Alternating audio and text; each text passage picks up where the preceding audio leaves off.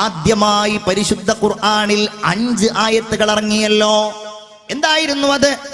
ബിസ്മില്ലാഹിർ റഹ്മാനിർ റഹീം ഇഖ്റ ബിസ്മി റബ്ബിക്കല്ലദീ ഖലഖ് ഖലഖൽ ഇൻസാന മിൻ അലഖ്. അല്ലാഹു ആദ്യം പറഞ്ഞ കാര്യമാണ് ഇഖ്റ ബിസ്മി റബ്ബിക്കല്ലദീ ഖലഖ്. സൃഷ്ടിച്ച റബ്ബിന്റെ നാമത്തിൽ നബിയെ അങ്ങ് വായിക്കുക. അത് പറഞ്ഞിട്ട് അല്ലാഹു പറഞ്ഞു ഖലഖൽ ഇൻസാന മിൻ അലഖ്. അല്ലേ, മാംസപിണ്ഡത്തിൽ നിന്ന് നിന്നെ പടച്ച അല്ലാഹു. അത് ആരുടെ ഓർമ്മപ്പെടുത്തലാണ്? അതെവിടെയുള്ളതാണ്? ആ രക്തപിണ്ഡം എവിടെയാണുള്ളത്? അത് ഉമ്മായുടെ ഗർഭപാത്രത്തിലാണല്ലോ അലക്കുള്ളത്. അലക്ക എന്ന് പറഞ്ഞാൽ ഒട്ടിപ്പിടിച്ചു എന്നാണ് ഇതിന്റെ അർത്ഥം. ഇത് ഒട്ടിപ്പിടിക്കുന്നത് ഉമ്മായുടെ ഗർഭപാത്രത്തിലാണെങ്കിൽ അല്ലാഹു തആല വ്യംഗ്യമായിട്ടാണെങ്കിലും എന്നെയും നിങ്ങളെയും ആദ്യമായി ബോധ്യപ്പെടുത്തുന്നു നിങ്ങളുടെ ഉമ്മ ആരാണ്, അവരോടുള്ള ബാധ്യത എന്താണ് എന്ന കാര്യം. മുഹമ്മദുർ റസൂൽ സല്ലല്ലാഹു അലൈഹി വസല്ലമ തങ്ങളോട് ഒരു ചെറുപ്പക്കാരൻ വന്നുകൊണ്ട് പറഞ്ഞു, യാ റസൂലല്ലാഹ്, ഞാൻ ഒരു നേർച്ച നൽകിയിട്ടുണ്ട്. എന്താ നേർച്ച? മക്ക കീഴടക്കുകയാണെങ്കിൽ കഅബ ഷരീഫിന്റെ വാതിൽ ചുംബിക്കണം എന്ന കാര്യം ഞാൻ നേർച്ചയാക്കിയിട്ടുണ്ട്. ആ സമയത്ത് ആ ചെറുപ്പക്കാരനോട് ഹബീബായ മുഹമ്മദുർ റസൂലുള്ളാഹി സല്ലല്ലാഹു അലൈഹി വസല്ലമ തങ്ങൾ പറഞ്ഞു, എന്നാൽ ഖബ്ബിൽ ഖദമൈ ഉമ്മിക്, നീ കഅബ ചുംബിക്കണം എന്നില്ല, നിന്റെ ഉമ്മയുടെ 2 കാൽപാദങ്ങളും പോയിട്ട് നീ ചുംബിക്ക്. അങ്ങനെ നീ ചുംബിച്ചാൽ വഖദ് വഫൈത നദറക്, നീ നിന്റെ നേർച്ചയെ പൂർത്തിയാക്കിയിരിക്കുന്നുവെന്ന് നബിയുനാ റസൂലുള്ളാഹി സ്വല്ലല്ലാഹു അലൈഹി വസല്ലമ തങ്ങൾ പറയാൻ. മുഅ്മിനീങ്ങളെ, നമ്മൾ ചിന്തിക്കേണ്ട പ്രധാനപ്പെട്ട മറ്റൊരു കാര്യം, നമ്മുടെ സർവ കുടുംബ ബന്ധങ്ങളും അല്ലാഹു തആല നിശ്ചയിച്ചിരിക്കുന്നത് മാതാവിനെ അടിസ്ഥാനമാക്കിയിട്ടാണല്ലോ. അതുകൊണ്ട് തന്നെ കുടുംബ ബന്ധം എന്നത് അല്ലാഹു തആല പ്രയോഗിച്ചിരിക്കുന്ന വാക്ക് തന്നെ എന്താണ്? റഹിം എന്നാണ്. റഹിം, സുലത്തുർ റഹിം എന്നാ പറയാ. കുടുംബ ബന്ധം ചേർക്കുക എന്നുള്ളതിന്, കുടുംബ ബന്ധം ചേർക്കുക. സഹോദരനോടുള്ള ബന്ധം റഹിം എന്ന് വിളിക്കുക അതിനെ. സഹോദരിയോടുള്ള ബന്ധം റഹിം, കുടുംബ ബന്ധമാണ്. സുലത്തുർ റഹിം, കുടുംബ ബന്ധം ചേർക്കുക. അതേ വാക്ക് തന്നെയാണ് എന്തിനുള്ളത്? ഗർഭപാത്രം എന്നുള്ളതിനുള്ളത്. ഗർഭപാത്രം എന്നുള്ളതിനും അറബിയിൽ റഹിം എന്നാ പറയാ. കുടുംബ ബന്ധത്തിനും റഹിം തന്നെ പറയാ. അറബി ഭാഷയിൽ ഗർഭപാത്രത്തിനും റഹിം എന്ന് തന്നെയാണ് പറയുക. ഈ വാക്ക് എങ്ങനെ ഉണ്ടായി? പണ്ഡിതന്മാര് പറയുന്നു, റഹ്മത്ത് അഥവാ കാരുണ്യം എന്ന വാക്കിൽ നിന്നുണ്ടായതാണ് ഈ റഹിം. 2 റഹിമുകളും. കാരണം എന്താണ്? ഗർഭപാത്രത്തിലുള്ളത് കരുണയാണ്, കുടുംബ ബന്ധങ്ങളോടുള്ളതും കരുണയാണ്. ഗർഭപാത്രത്തിലുള്ളത് ഉമ്മയുടെ കരുണയാണ്. കുടുംബ ബന്ധങ്ങളിൽ ഉണ്ടാകേണ്ടത് പരസ്പരമുള്ള സ്നേഹവും കാരുണ്യവുമാണ്. എങ്ങനെ ഒരാൾ നിന്റെ സഹോദരനാകുന്നു, എങ്ങനെ ഒരാൾ നിന്റെ സഹോദരിയാകുന്നു? ഒരേ മാതാവിന്റെ ഗർഭപാത്രത്തിലല്ലയോ നിങ്ങൾ 2 പേരും വളർന്നത്? അക്കാരണത്താൽ നിങ്ങൾ 2 പേരും പരസ്പരം കരുണ ചെയ്യേണ്ടവരാണ് എന്ന സന്ദേശമാണ് അള്ളാഹുവിന്റെ ദീൻ നൽകുന്നത്. അതുകൊണ്ട് നമ്മൾ മനസ്സിലാക്കേണ്ട ഒരു കാര്യം, ഈ കുടുംബ ബന്ധം വിച്ഛേദിക്കുക, സഹോദരനോടുള്ള ബന്ധം വിച്ഛേദിക്കുക, അതല്ലെങ്കിൽ സഹോദരിയോടുള്ള ബന്ധം വിച്ഛേദിക്കുക, അതല്ലെങ്കിൽ ഉമ്മയുടെ സഹോദരൻ, ബാപ്പയുടെ സഹോദരൻ, ഇങ്ങനെയൊക്കെയുള്ള ബന്ധം വിച്ഛേദിക്കുക എന്ന് പറയുന്നത് മഹാപാപമായിട്ടാണ് അള്ളാഹുവിൻ്റെ പരിശുദ്ധമായ ദീൻ കണ്ടിട്ടുള്ളത്. പ്രത്യേകിച്ച് ഈ കാലഘട്ടത്തിൽ സാമ്പത്തികമായ സന്തുലിതാവസ്ഥ വളരെ ഏറ്റവ്യത്യാസങ്ങളുള്ള ഒരു കാലമാണ്. ചിലപ്പോൾ ജ്യേഷ്ഠനായിരിക്കും, പെട്ടെന്നൊരു ബിസിനസ് നടത്തി അയാൾ വലിയ കോടീശ്വരനായി മാറും. അനുജനാണെങ്കിലോ അവന് താമസിക്കാൻ തന്നെ നല്ല ഒരു വീടില്ലാത്ത ഒരു സാഹചര്യം ഉണ്ടാവും. അപ്പൊ ജ്യേഷ്ഠനും കുടുംബവും അവന്റെ ഭാര്യയുമായിട്ട് പോവായിരിക്കും. ഈ അനുജനെ സംബന്ധിച്ചിടത്തോളം അനുജൻ ജ്യേഷ്ഠന്റെ വീട്ടിലേക്ക് ചെല്ലുന്നത് തന്നെ ഒരു മടുപ്പായ ഒരു മാനസികാവസ്ഥ. അതാണ് അള്ളാഹുവിന്റെ റസൂൽ സല്ലല്ലാഹു അലൈഹി വസല്ലം തങ്ങൾ സൂചിപ്പിക്കുന്നത് കുടുംബ ബന്ധം വിച്ഛേദിക്കുക എന്ന് പറയുന്നത്. അതിനൊന്ന് വലിയ വർത്തമാനോ കാര്യങ്ങളൊന്നും വേണ്ട. ചിലപ്പോൾ എന്തെങ്കിലും പറഞ്ഞാൽ മതി, ചിലപ്പോൾ എന്തെങ്കിലും പറയാതിരുന്നാൽ മതി. ചിലപ്പോൾ എന്തെങ്കിലും പറഞ്ഞാൽ അതിൻ്റെ പേരിലായിരിക്കും പരസ്പരം തെറ്റിപ്പോകുന്നത്.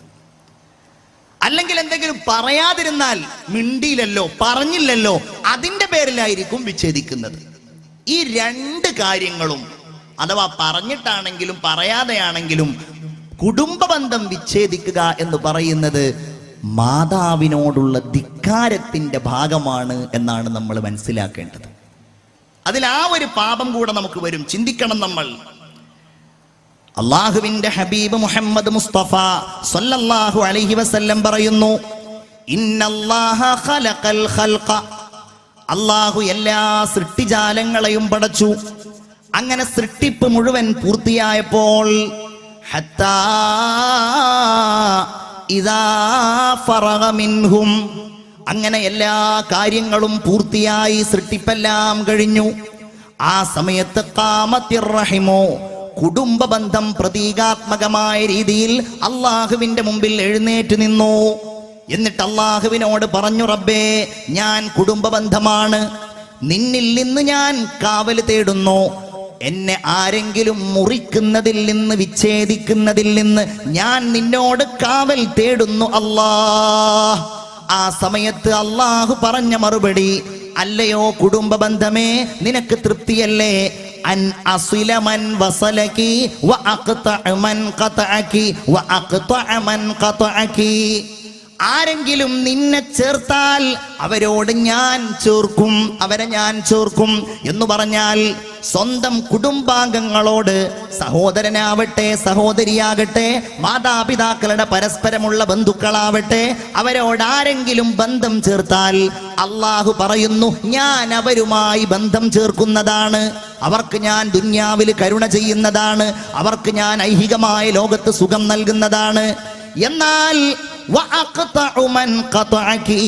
ആരെങ്കിലും നിന്നെ വിച്ഛേദിച്ചോ അവരിൽ നിന്ന് എല്ലാ അനുഗ്രഹങ്ങളും ഞാൻ വിച്ഛേദിച്ച് കളയുന്നതാണെന്ന് സയ്യിദുനാ മുഹമ്മദ് മുസ്തഫ. ഉറക്ക സ്വലാത്ത് ചൊല്ലൂ മുഹമ്മദ് മുസ്തഫ. അപ്പൊ നമ്മളുടെയൊക്കെ കുടുംബത്തിൽ ഉണ്ടാവും ചിലപ്പോ ഒരു മൂത്ത സഹോദരൻ, ചിലപ്പോ ഒരു കുടുംബനാഥനായിരിക്കും. മൂത്ത സഹോദരൻ, ഇയാൾക്ക് ഉമ്മയും ബാപ്പയും മാത്രമല്ല ഉണ്ടാവുക, പിന്നെ ആരൊക്കെ ഉണ്ടാവും? ആ വീട്ടിൽ അയാളുടെ സഹോദരന്മാര്, സഹോദരിമാരൊക്കെ ഉണ്ടാവും. ഇന്നൊരു ചെറുപ്പക്കാരൻ എൻ്റെ അടുക്കൽ വന്നു പറഞ്ഞു, ഉസ്താദേ, എനിക്ക് 6 സഹോദരിമാരുണ്ട്, 6 പെങ്ങന്മാരിൽ 5 ആളെയും കെട്ടിച്ചു, അതിൽ ഒരാളെ കെട്ടിക്കാനുണ്ട്, ദുആ ചെയ്യണം, ആ കല്യാണം ശരിയാകാൻ ഉസ്താദ് ദുആ ചെയ്യണം എന്ന് പറഞ്ഞ് പള്ളിയിൽ ഒരു സ്വതക്ക നൽകി. അള്ളാഹു ആ കല്യാണം വേഗത്തിൽ ശരിയാക്കി കൊടുക്കുമാറാവട്ടെ. അല്ലേ? നമ്മൾ ഇരിക്കുന്ന നമ്മളുടെയൊക്കെ പ്രശ്നം എന്ന് പറഞ്ഞാൽ നമ്മുടെ മക്കളുടെ മാത്രം പ്രശ്നമാണോ? അല്ലല്ലോ, നമ്മുടെ സഹോദരിമാരുടെ പ്രശ്നം, സഹോദരന്മാരുടെ പ്രശ്നം. അപ്പൊ നമ്മൾ ചിന്തിക്കും, പടച്ചോനെ, ഇതൊക്കെ നടന്നു പോകുന്നുണ്ട്. പെങ്ങളുടെ കല്യാണം നടന്നു പോകുന്നുണ്ട്, അനുജന് വീടുണ്ടാക്കണം, അത് നടന്നു പോകുന്നുണ്ട്, വേറെ ഒരു പെങ്ങൾ അപ്പോഴേക്ക് പ്രസവിച്ചു, ആ പ്രസവത്തിന്റെ കാര്യങ്ങൾ നോക്കണം, അതിന് ബുദ്ധിമുട്ടുണ്ട്. അല്ലാഹു തആല അസ്ലമൻ വസലകി, അള്ളയാണ് പിന്നെ അതിന് സഹായിക്കുക. അല്ല സഹായിക്കും. അതിന് കൊടുക്കാനുള്ളതും തരാനുള്ളതും കുറച്ച് ബുദ്ധിമുട്ടേണ്ടി വരും, എന്നാലും അല്ലാഹു തആല അതിനുള്ള ആ സംഗതികൾ എളുപ്പമാക്കി തരുന്ന നമ്മുടെയൊക്കെ അനുഭവമല്ലേ? എന്നാ നിങ്ങൾ നോക്ക്, ഇതും പറഞ്ഞ് പിൽക്കാലങ്ങളിൽ നമ്മൾ എന്തെങ്കിലും ഒരു കാര്യം അവരിൽ നിന്ന് നേടിയെടുക്കാൻ ശ്രമിച്ചാലോ അനുഭവമാണ്. അല്ല അവന്റെ വരുമാനം അങ്ങോട്ട് മുറിച്ചു കളയും, അല്ല അവന്റെ മനസ്സിൽ അങ്ങോട്ട് മുറിച്ചു കളയും. നിങ്ങളൊന്ന് ഞാൻ അതിലേക്ക് ഉദാഹരണം പറഞ്ഞാൽ നമ്മുടെ മനസ്സിനൊക്കെ മുറിവേൽക്കും. ഞാനത് പറയാൻ ഉദ്ദേശിക്കുന്നില്ല, സ്വയം ചിന്തിച്ചു നോക്കിയാൽ മതി. നമ്മൾ നമ്മുടെ വീട് മുഴുവൻ നോക്കുന്ന കാലത്ത് സഹോദരിമാരൊക്കെ ആലോചിക്കുക, നിങ്ങളുടെ ഭർത്താവിനെ കുറിച്ചോ നിങ്ങളെ കുറിച്ചോ ആലോചിക്കുക, അല്ലെങ്കിൽ നിങ്ങളുടെ സഹോദരന്മാരെ കുറിച്ച് ആലോചിക്കുക. വീട് മുഴുവൻ നിസ്വാർത്ഥമായി നോക്കി ഇന്നും ആ അവസ്ഥയിലാണ്. അവര് വീട് മാറിപ്പോയി, അള്ളാഹു വലിയ ബറക്കത്ത് കൊടുത്തിട്ടുണ്ടാവും അവർക്ക്. ഇത് അള്ള പറഞ്ഞതാണ്. കാരണം എന്താ? ഈ കുടുംബ ബന്ധം എന്ന് പറയുന്നത് ഉമ്മയുമായി ബന്ധപ്പെട്ടതാണ്. ഉമ്മയോടുള്ള സ്നേഹത്തിന്റെ, കാരുണ്യത്തിന്റെ ഭാഗമാണ് കുടുംബ ബന്ധം ചേർക്കുക എന്ന് പറയുന്നത്. ചിന്തിച്ചു നോക്കുക നിങ്ങൾ. ഇനി അതില്ലെങ്കിലോ ഞാൻ ഹദീസ് പറയുന്നു. ഹബീബായ റസൂലുള്ളാഹി സ്വല്ലല്ലാഹു അലൈഹി വസല്ലമ തങ്ങൾ പറയാണ്, മാ മിൻ ദംബിൻ അജ്ദർ, ഏറ്റവും വലിയ ഒരു കുറ്റമില്ല, ഏറ്റവും അടുത്ത ഒരു കുറ്റമില്ല. എന്തിനടുത്ത? അയ്യു അജ്ജിലല്ലാഹു ലിസാഹിബിഹി അൽ ഉഖൂബത ഫിദ് ദുനിയാ, അല്ലാഹു ദുനിയാവിൽ തന്നെ ഒരാൾക്ക് ശിക്ഷ കൊടുക്കാൻ ആഖിറത്തിലേക്ക് നീട്ടിവെക്കുകയില്ല. എന്താണ് ആ ശിക്ഷ എന്നറിയോ? മിനൽ ബഗ്യി വ ഖതീഅത്തിർ റഹിമി. മിനൽ ബഗ്യി, ഒന്ന് അതിക്രമമാണ്, ഒന്ന് അക്രമമാണ്, മറ്റൊന്ന് കുടുംബബന്ധം വിച്ഛേദിക്കലാണ്. ചെറുപ്പക്കാരും സഹോദരന്മാരൊക്കെ ആലോചിക്കേണ്ട ഒരു കാര്യം എന്താണെന്നറിയോ? അടുപ്പമുണ്ട് എന്നത് കാരണത്താൽ ഇത് അകലാൻ ഒരു പ്രയാസം ഉണ്ടാവില്ല. പരസ്പരം ബന്ധമില്ലാത്തവരും അടുപ്പമില്ലാത്തവരും അകലുന്നതിലോ അടുക്കുന്നതിലോ വലിയ പ്രശ്നം വരില്ല, അല്ലേ? എത്ര കുടുംബങ്ങളാണ് നിസ്സാരമായ കാര്യങ്ങളുടെ പേരിൽ അകന്നു കഴിയുന്നത്. ചിലപ്പോ ഒരൊറ്റ ആളുടെ സലാമേ ആവശ്യം ഉണ്ടാവുള്ളൂ. ഒരു അസ്സലാമു അലൈക്കും എന്ന് പറഞ്ഞാൽ തീർന്നു. നമ്മൾ വിചാരിക്കുകയാണെന്ത്, അവനോട് ഇങ്ങോട്ട് പറയട്ടെ, അല്ലേ? അവൻ എന്നോട് ഇങ്ങോട്ട് പറയട്ടെ, അമ്മാവൻ എന്നോട് ഇങ്ങോട്ട് പറയട്ടെ, കൊച്ചാപ്പ എന്നോട് ഇങ്ങോട്ട് പറയട്ടെ. എന്റെ ഉമ്മമാരെ, സഹോദരിമാരെ, അതിന് സ്ക്രൂ ചെയ്ത് കൊടുക്കുന്ന സ്വഭാവമുള്ള പല സ്ത്രീകളും ഉണ്ടാവും. നിങ്ങളുടെ ഇടയിൽ ഉണ്ട് എന്നല്ല പറയുന്നത്, പക്ഷെ അങ്ങനെ ഉണ്ടാവാൻ പാടില്ല. സ്ക്രൂ നിങ്ങൾ ഭർത്താവിനോട് ഉപദേശിക്കുക. എന്താ ഉപദേശിക്കുന്നത്? നിങ്ങൾ വെറുതെ വർത്തമാനം പറയാൻ പോവേണ്ട, പരസ്പരം തമ്മിലടിപ്പിക്കുന്ന സ്വഭാവം ഉണ്ടാവാൻ പാടില്ല. എത്ര വലിയ കുറ്റാന്നറിയ നിങ്ങൾക്ക്? ഉമ്മയുടെയും മകന്റെയും ഇടയിൽ അകറ്റുന്ന വർത്തമാനം അങ്ങനെ ഉണ്ടാവും. ഉമ്മയുടെ കുറ്റം പറഞ്ഞു കൊടുക്കുക. ആരോട്? മോനോട്. മോനോട് ഉമ്മാന്റെ കുറ്റം പറഞ്ഞു കൊടുക്കുക. ആര്? മോന്റെ ഭാര്യ. നിങ്ങളുടെ ഉമ്മ ഉണ്ടല്ലോ, സ്നേഹത്തോടെയാ പറയാ. നമ്മളത് രണ്ട് ചെവി കൊണ്ടങ്ങ് കേൾക്കുകയും അതിന്റെ പേരിൽ ഉമ്മയോട് അകലുകയും ചെയ്യാ. അല്ലാഹു തആല അതിന്റെ ശിക്ഷ ആഖിറത്തിലേക്ക് നീക്കിവെക്കുകയില്ലെന്നതിന് എത്രയെത്ര അനുഭവങ്ങളാണ് പ്രിയപ്പെട്ടവരെ ഈ നമ്മുടെ നാടുകളിലുള്ളത്. എത്രയെത്ര അനുഭവങ്ങളാണ്. അനുഭവങ്ങളിലേക്കൊന്നും ഈ സന്ദർഭത്തിൽ ഞാൻ കടക്കുന്നില്ല. ഹബീബായ റസൂലുള്ളാഹി സ്വല്ലല്ലാഹു അലൈഹി വസല്ലം പറയുന്നു, ഇന്ന അഅമാല ബനി ആദം, മനുഷ്യന്റെ എല്ലാ പ്രവർത്തനങ്ങളെയും അല്ലാഹു തആല സ്വീകരിക്കുന്നതിന് വേണ്ടി എല്ലാ വ്യാഴാഴ്ച രാവുകളിലും അല്ലാഹു പ്രത്യേകമായ ഒരു വെളിവാക്കൽ നടത്തുന്നതാണ്. ആ ആഴ്ച എന്തെല്ലാം അയാൾ ചെയ്തു, ആ ആഴ്ചകളിൽ എന്തെല്ലാം അയാളിൽ നിന്നുണ്ടായി, അങ്ങനെ അല്ലാഹു അയാളുടെ സൽക്കർമ്മങ്ങൾ ഇങ്ങനെ സ്വീകരിക്കുമ്പോ ഹബീബായ റസൂലുള്ളാഹി സ്വല്ലല്ലാഹു അലൈഹി വസല്ലം പറയുകയാണ്, ഫലാ യഖ്ബലു അമല ഖാതിഇ റഹിമിൻ, കുടുംബ ബന്ധം വിച്ഛേദിക്കുന്ന ആളുടെ അമലുകളൊന്നും അല്ലാഹു സ്വീകരിക്കുകയില്ലെന്ന് മുഹമ്മദ് മുസ്തഫ സ്വല്ലല്ലാഹു അലൈഹി വസല്ലം. ഞാൻ ആ വാക്കവിടെ അവസാനിപ്പിക്കുകയാണ്. അതുകൊണ്ട് ഉമ്മമാരെ, അതുകൊണ്ട് ചെറുപ്പക്കാരെ, അനുജനുമായി പിണങ്ങിയവരുണ്ടെങ്കിൽ, ജ്യേഷ്ഠനുമായി പിണങ്ങിയവരുണ്ടെങ്കിൽ, ഉമ്മയുടെ സഹോദരന്മാരുമായി പ്രശ്നമുള്ളവരുണ്ടെങ്കിൽ, കേവലം ഒരു അതിർത്തിയുടെ പേരില്, അതല്ലെങ്കിൽ അതിർത്തിയിലുള്ള ഒരു മരത്തിന്റെ പേരില്, അതിർത്തിയിലുള്ള ഒരു മരം തന്റെ വീട്ടിലേക്ക് ചാഞ്ഞു നിന്നിരുന്നു എന്നതിന്റെ പേരിൽ നമ്മുടെ മാതാവിലൂടെ പ്രത്യേകമായി നമുക്കുണ്ടായ ആ ബന്ധത്തെ ദുനിയാവിൽ നിന്ന് നമ്മൾ വിച്ഛേദിച്ച് കളയുന്നവരാണെങ്കിൽ നമ്മുടെ നിസ്കാരം കൊണ്ട് ഫലമില്ല പ്രിയപ്പെട്ടവരെ, നമ്മുടെ നോമ്പ് കൊണ്ട് ഫലമില്ല, വഅദിന് വന്നത് കൊണ്ട് ഫലമില്ല. അത് ഉമ്മയോടുള്ള ധിക്കാരമാണ്. തന്നെയുമല്ല, അല്ലാഹു നമ്മിൽ നിന്ന് ഒരു അമലും സ്വീകരിക്കുകയില്ല എന്ന് അഷ്റഫുൽ ഖൽഖ് സല്ലല്ലാഹു അലൈഹി വസല്ലമ തങ്ങൾ മുന്നറിയിപ്പ് നൽകിയിട്ടുണ്ടെങ്കിൽ ചേരാൻ തയ്യാറാകണം, കാണാൻ തയ്യാറാകണം, വിളിക്കാൻ തയ്യാറാകണം, അടുക്കാൻ തയ്യാറാകണം. എന്തിനീ ഭിന്നിപ്പ്, എന്തിനീ അകൽച്ച, എന്തിന് നമ്മൾ അകലണം, എന്തിന് നമ്മൾ കാണാതിരിക്കണം, എന്തിന് നമ്മൾ സംസാരിക്കാതിരിക്കണം? ഇന്നല്ലെങ്കിൽ നാളെ ഞാനും നിങ്ങളും ലോകത്തോട് വിട പറയേണ്ട ഒരു സാഹചര്യം വന്നാൽ ഒന്ന് കൈപിടിക്കാൻ കഴിയുമോ? ഒന്ന് പരസ്പരം പൊരുത്തപ്പെടിക്കാൻ കഴിയോ? അതെപ്പോഴാ വരുന്നത് എന്നറിയില്ലല്ലോ. ഏത് രോഗമാ നമ്മളെ കാത്തിരിക്കുന്നത് എന്നറിയില്ലല്ലോ. ഏത് രീതിയിലുള്ള മരണമാ നമ്മളെ കാത്തിരിക്കുന്നത് എന്നറിയില്ലല്ലോ. പടച്ചോനെ, ഒരു 5 മിനിറ്റ് സമയം തരുമോ? ഞാൻ എൻ്റെ ജ്യേഷ്ഠനൊന്ന് വിളിക്കട്ടെ, ഒന്ന് മിണ്ടട്ടെ, എൻ്റെ ഉമ്മയോട് ഞാനൊന്ന് പറയട്ടെ, എൻ്റെ അനുജനോട് ഞാനൊന്ന് പറയട്ടെ. പറഞ്ഞിട്ട് മരിക്കാൻ കഴിയോ പ്രിയപ്പെട്ടവരെ? അതുകൊണ്ട് ജീവിതത്തിന്റെ ഈ നൈമിഷികമായ ജീവിതത്തിന്റെ ഏതെങ്കിലും സാഹചര്യത്തിൽ എന്തെങ്കിലും കാരണത്താൽ നമുക്കിടയിൽ വല്ല അസ്വാരസ്യങ്ങളും ഉണ്ട് എങ്കിൽ സ്ഥാനം നോക്കാതെ, പണം നോക്കാതെ, പ്രതാപം നോക്കാതെ പരസ്പരം വിട്ടുവീഴ്ച ചെയ്യുക എന്നതല്ലാതെ മരണത്തിന്റെ മുമ്പിൽ നമുക്കൊന്നും ചെയ്യാനില്ല. അല്ലേ? വന്നാ പിന്നെ എന്തേലും ചെയ്യാൻ കഴിയോ? ഒരു 5 മിനിറ്റ് റബ്ബേ, ഞാൻ എൻ്റെ കൊച്ചാപ്പയോടൊന്ന് സംസാരിച്ചിട്ട് ഞാൻ മരിക്കാൻ തയ്യാറാണ്. കഴിയില്ലല്ലോ. വിനീതനായ ഞാൻ 10 വർഷമായിട്ട് ഞാൻ ഉസ്താദായി ജോലി ചെയ്യുന്ന ഞാൻ വാള് കഴിഞ്ഞാൽ നേരെ അങ്ങോട്ടാ പോകുന്നത്. കൊടുങ്ങല്ലൂരിലെ എൻ്റെ സ്ഥാപനമുണ്ട്, ചാമക്കാല നെഹ്ജുർ റഷാദ് ഇസ്ലാമിക് കോളേജ് എന്ന പേരിൽ. എൻ്റെ അഭിവന്യനായ ദാറുൽ ഹുദയിൽ എന്നെ പഠിപ്പിച്ചയാളാണ് ബഹുമാന്യനായ അഷ്റഫ് ഹുദവി. അഷ്റഫ് ഹുദവിയുടെ മകൻ ഇന്ന് എന്റെ സ്ഥാപനത്തിൽ പഠിക്കുന്നുണ്ട്. അല്ലാഹു പ്രഗൽഭനായ ഹുദവിയാക്കുമാറാകട്ടെ. നിങ്ങൾ ആമീൻ പറയൂ. അല്ലാഹു പ്രഗൽഭനായ ഹുദവിയാക്കുമാറാകട്ടെ. 100-300 കുട്ടികൾ പഠിക്കുന്ന വലിയൊരു സ്ഥാപനമാണ്. അൽഹംദുലില്ലാ. കോളേജിന്റെ തൊട്ടുപിന്നിൽ വിശാലമായ ഒരു കടൽ തീരമാണ്.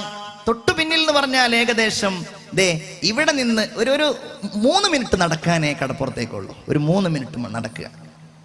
അപ്പൊ കളിക്കാനൊക്കെ കടപ്പുറത്തേക്ക് പോകലാണ്. വിശാലമായ കടലാണ്. ഒരൊറ്റ നിബന്ധനയുള്ളൂ, കടപ്പുറത്ത് പോയാലും ഒരാളുടെയും കാല് നനയാൻ പാടില്ല. കാല് നനഞ്ഞാൽ പിന്നെ ഒരാഴ്ച അവനെ സസ്പെൻഡ് ചെയ്യും. കോളേജിൽ നിന്നല്ല, ഗ്രൗണ്ടിൽ നിന്ന്. ഗ്രൗണ്ടിലേക്ക് പിന്നെ ഇറങ്ങാൻ പാടില്ല എന്ന് പറഞ്ഞാൽ കടൽ വെള്ളത്തിലേക്ക് ഇറങ്ങാൻ പാടില്ല. നല്ല വിശാലമായ ബീച്ചാണ്. നിങ്ങളൊക്കെ ഇടയ്ക്ക് ടൂറൊക്കെ ആയിട്ട് വരികയാണെന്നുണ്ടെങ്കിൽ നിങ്ങൾ വെറുതെ ഈ മൂന്നാറും അതുപോലെ കൊടൈക്കനാൽ എന്ന് പാരനോട് പറഞ്ഞു ഞാൻ പറമ്പിക്കുളത്തേക്ക് ടൂർ പോവാൻ, ഒന്ന് അങ്ങോട്ടൊക്കെ ഒന്ന് നോക്കിയാൽ മതി. അവിടെ കാണാനുള്ള എല്ലാം ഉണ്ട്. പുറമേ നമ്മളുടെ കോളേജും കാണാമല്ലോ. അൽഹംദുലില്ലാ. അങ്ങനെ വന്ന കുറേ ആളുകളൊക്കെ എൻ്റെ സുഹൃത്തുക്കളൊക്കെ ഇവിടെ ഇരിക്കുന്നത് കാണുന്നുണ്ട്. ഏതായാലും അല്ലാഹു തആല ആ സ്ഥാപനത്തെ വളർത്തുമാറാകട്ടെ. കോളേജിൻ്റെ തൊട്ടു പിന്നിലുള്ള ആ കടപ്പുറത്തേക്ക് കുട്ടികളൊക്കെ വൈകുന്നേരം ഇങ്ങനെ കളിക്കാൻ വേണ്ടി പോകും. അങ്ങനെ കളിക്കാൻ വേണ്ടി പോയി മഗ്‌രിബിന്റെ ഏകദേശം അരമണിക്കൂർ മുമ്പ് അവർ തിരിച്ചു വരണം. വരിയായി ഇങ്ങനെ വരും. അപ്പൊ അതുപോലെ റോഡുണ്ട്. ആ ഗേറ്റ് പോലെ ഒരു വലിയ ഗേറ്റ് അവിടെ ഇങ്ങനെ അടയാളമായിട്ടുണ്ട് താനും.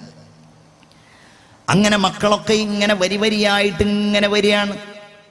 വരുന്ന സമയത്ത് ആ മക്കളുടെ കൂട്ടത്തിൽ എനിക്ക് നല്ല ഇഷ്ടപ്പെട്ട എൻ്റെ പ്രിയപ്പെട്ട ഒരു വിദ്യാർത്ഥി ഉണ്ടായിരുന്നു. നാസർ എന്നാണ് അവന്റെ പേര്. അവിടെ 4-ാം വർഷം പഠിക്കുന്ന കുട്ടിയാണ്. നാസർ ഇങ്ങനെ കുട്ടികൾക്കിടയിൽ നല്ല രസമാണ്. അവൻ ക്ലാസ്സിലെ 1-ാം റാങ്കാണ്. എല്ലാവർക്കും നല്ല ഇഷ്ടമാണ്. അവനോട് എല്ലാവർക്കും വലിയ പ്രിയമാണ്.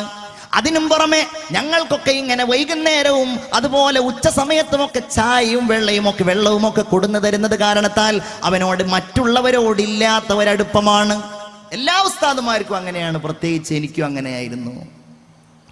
അങ്ങനെ വൈകുന്നേരം കുട്ടികൾ ഇങ്ങനെ വരിയായി വരുമ്പോ നാസർ ഇങ്ങനെ കുട്ടികളെ ഇങ്ങനെ തോണ്ടിയിട്ടവൻ ഇങ്ങനെ വരിയുടെ മുമ്പിൽ ചാടി ഇങ്ങനെ വന്നു.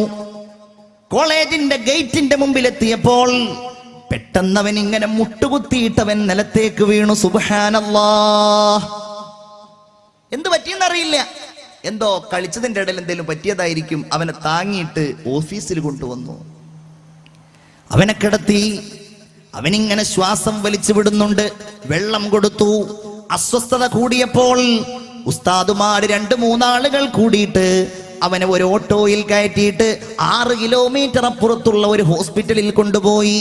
അവിടെ ഒരു പ്രശ്നവുമില്ല, ഒരു രോഗവുമില്ല, എന്തെങ്കിലും ഒരു അസ്വസ്ഥത ഉള്ളതായിട്ട് അറിയുകയുമില്ല. അങ്ങനെ ഞങ്ങൾ ഇങ്ങനെ പോയി ഹോസ്പിറ്റലിൽ ചെന്നു. അവിടെ കിടത്തി. ഡോക്ടർ വന്നു. അവനെ പരിശോധിച്ചു. ഡോക്ടർ ഇങ്ങനെ കണ്ണ് തുറിക്കുന്നുണ്ട്. എന്നിട്ട് അവന്റെ ECG എടുത്തു. അവനെ പരിശോധിച്ചു. ഞങ്ങളുടെ അടുക്കൽ വന്നു പറഞ്ഞു, നിങ്ങളാണോ നാസറിന്റെ കൂടെ വന്നവർ, ഈ കുട്ടിയുടെ കൂടെ വന്നവർ? അതെ.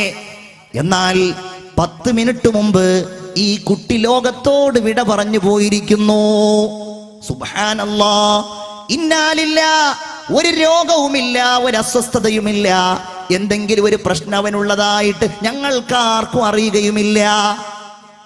അല്ലേ? എത്രേ കാര്യമുള്ളൂ, ഇത്രേ മനുഷ്യന്റെ കാര്യമുള്ളൂ. ഞങ്ങളാകെ പേടിച്ചു പോയി. എന്ത് ചെയ്യണം? സുബ്ഹാന റബ്ബി.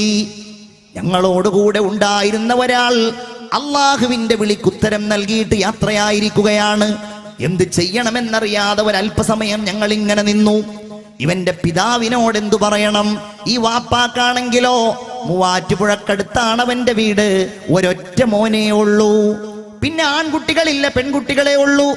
ബാപ്പായുടെ സഹോദരന്മാർക്കും അങ്ങനെയാണ്. അവരെല്ലാവരുടെയും ഒരൊറ്റ മോനാണ് ഈ മോൻ. അവൻ വീട്ടിലെ ഒരു താരമായിരുന്നു.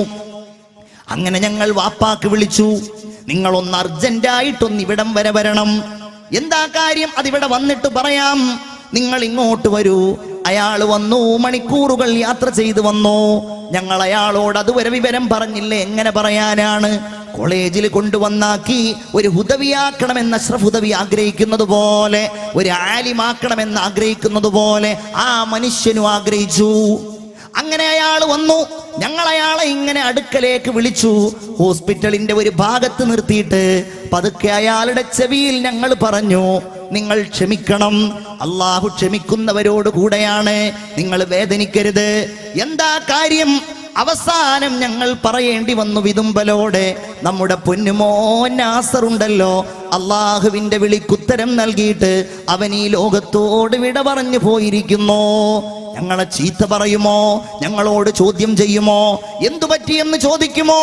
എന്തയാളോട് മറുപടി പറയണമെന്നറിയാതെ നിൽക്കുമ്പോ ആ മനുഷ്യൻ പതുക്കെ കണ്ണുകളടച്ചു.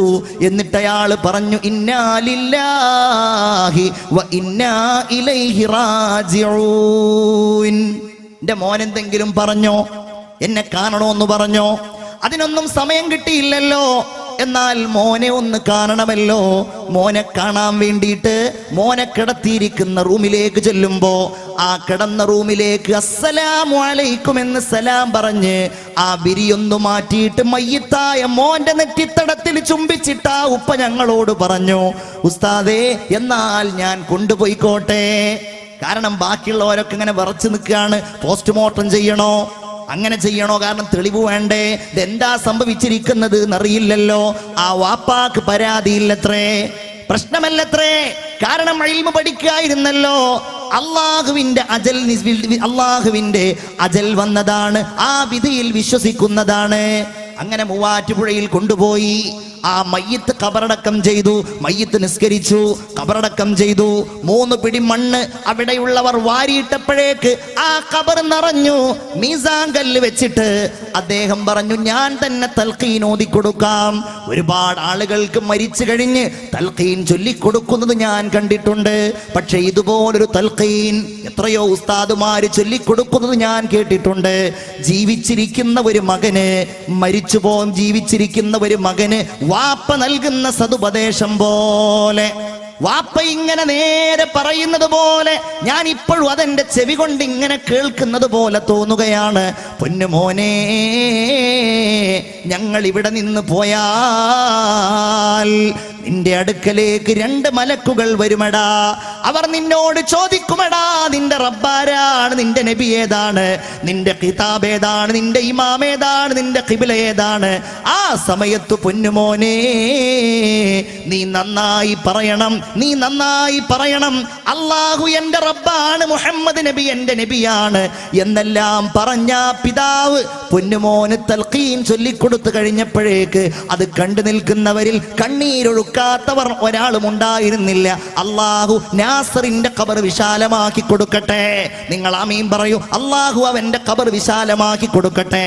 അള്ളാഹു ആ പിതാവിനും കുടുംബത്തിനും അള്ളാഹു സമാധാനം നൽകുമാറാകട്ടെ. അപ്പൊ ഞാൻ പറയുന്നത്, നമ്മൾ അതിന് കാത്തു നിൽക്കല്ലേ, മരണത്തിന് കാത്തു നിൽക്കല്ലേ. അല്ലെങ്കിൽ ആരെങ്കിലും മരിച്ചിട്ട് നേരാവാം എന്നും വിചാരിക്കല്ലേ. നന്നാവുക. കാരണം എന്താ? ഇത് കാരുണ്യത്തിന്റെ അംശമാണ്, അല്ലേ? അത് പരസ്പരം ഇല്ലാതാകുന്നത് വല്ലാത്തൊരു സമാനിന്റെ തെളിവല്ലേ മൂമിനീങ്ങളെ, അല്ലേ? എല്ലാവർക്കും വേണം. സാന്ദർഭികമായിട്ട് ഞാൻ പറയാണ്, കരുണ എന്ന് പറയുന്നത് മനുഷ്യർക്കിടയിൽ അല്ലാഹു തആല പരസ്പര ബാധ്യതയായി നിശ്ചയിച്ച ഒരു സ്വഭാവ ഗുണമാണ്. അത് ഭരണാധികാരികളിൽ ഉണ്ടാവണം, ഭരണീയരിലുണ്ടാകണം, നമ്മുടെ നാട് ഭരിക്കുന്നവരിലും വലിയ ചില്ലുമേടകളിൽ ഇരുന്ന് നിയമത്തിന്റെ അങ്ങോളം ഇങ്ങോളം പരിശോധനകൾ നടത്തി നിയമം പറയുന്നവരിലും ആ കാരുണ്യമില്ലേ എന്ന് നമ്മൾ സംശയിക്കാൻ. അതാണ്, അല്ലേ, ഒരമ്മയുടെ കണ്ണീര് കണ്ടപ്പോൾ നമ്മുടെ ഹൃദയം കലങ്ങിപ്പോയില്ലേ, അല്ലേ? സൗമ്യയുടെ മാതാവ് സുമതിയുടെ കണ്ണീർ അത് ഈ കേരളത്തിലെ മുഴുവൻ അമ്മമാരുടെയും കണ്ണീരായിരുന്നില്ലേ? അരക്ഷിതാവസ്ഥ അനുഭവിക്കുന്ന അമ്മമാരുടെ കണ്ണീർ. ഞങ്ങളുടെ മക്കൾക്കും ഇതുപോലെ നാളെ സംഭവിച്ചാൽ, ഏതെങ്കിലും ഒരു കാപാലികൻ ഞങ്ങളുടെ മക്കളെ പിച്ചി ചീന്തിയാൽ ഇതുപോലെയാകുമോ അവന്റെയും വിധി? അവന് കൊലക്കയർ ആവശ്യമില്ലേ? ഈ ഇന്ത്യയിൽ നിന്ന് വലിയ ചർച്ചയാണ്, വധശിക്ഷ വേണോ വധശിക്ഷ വേണ്ടേ?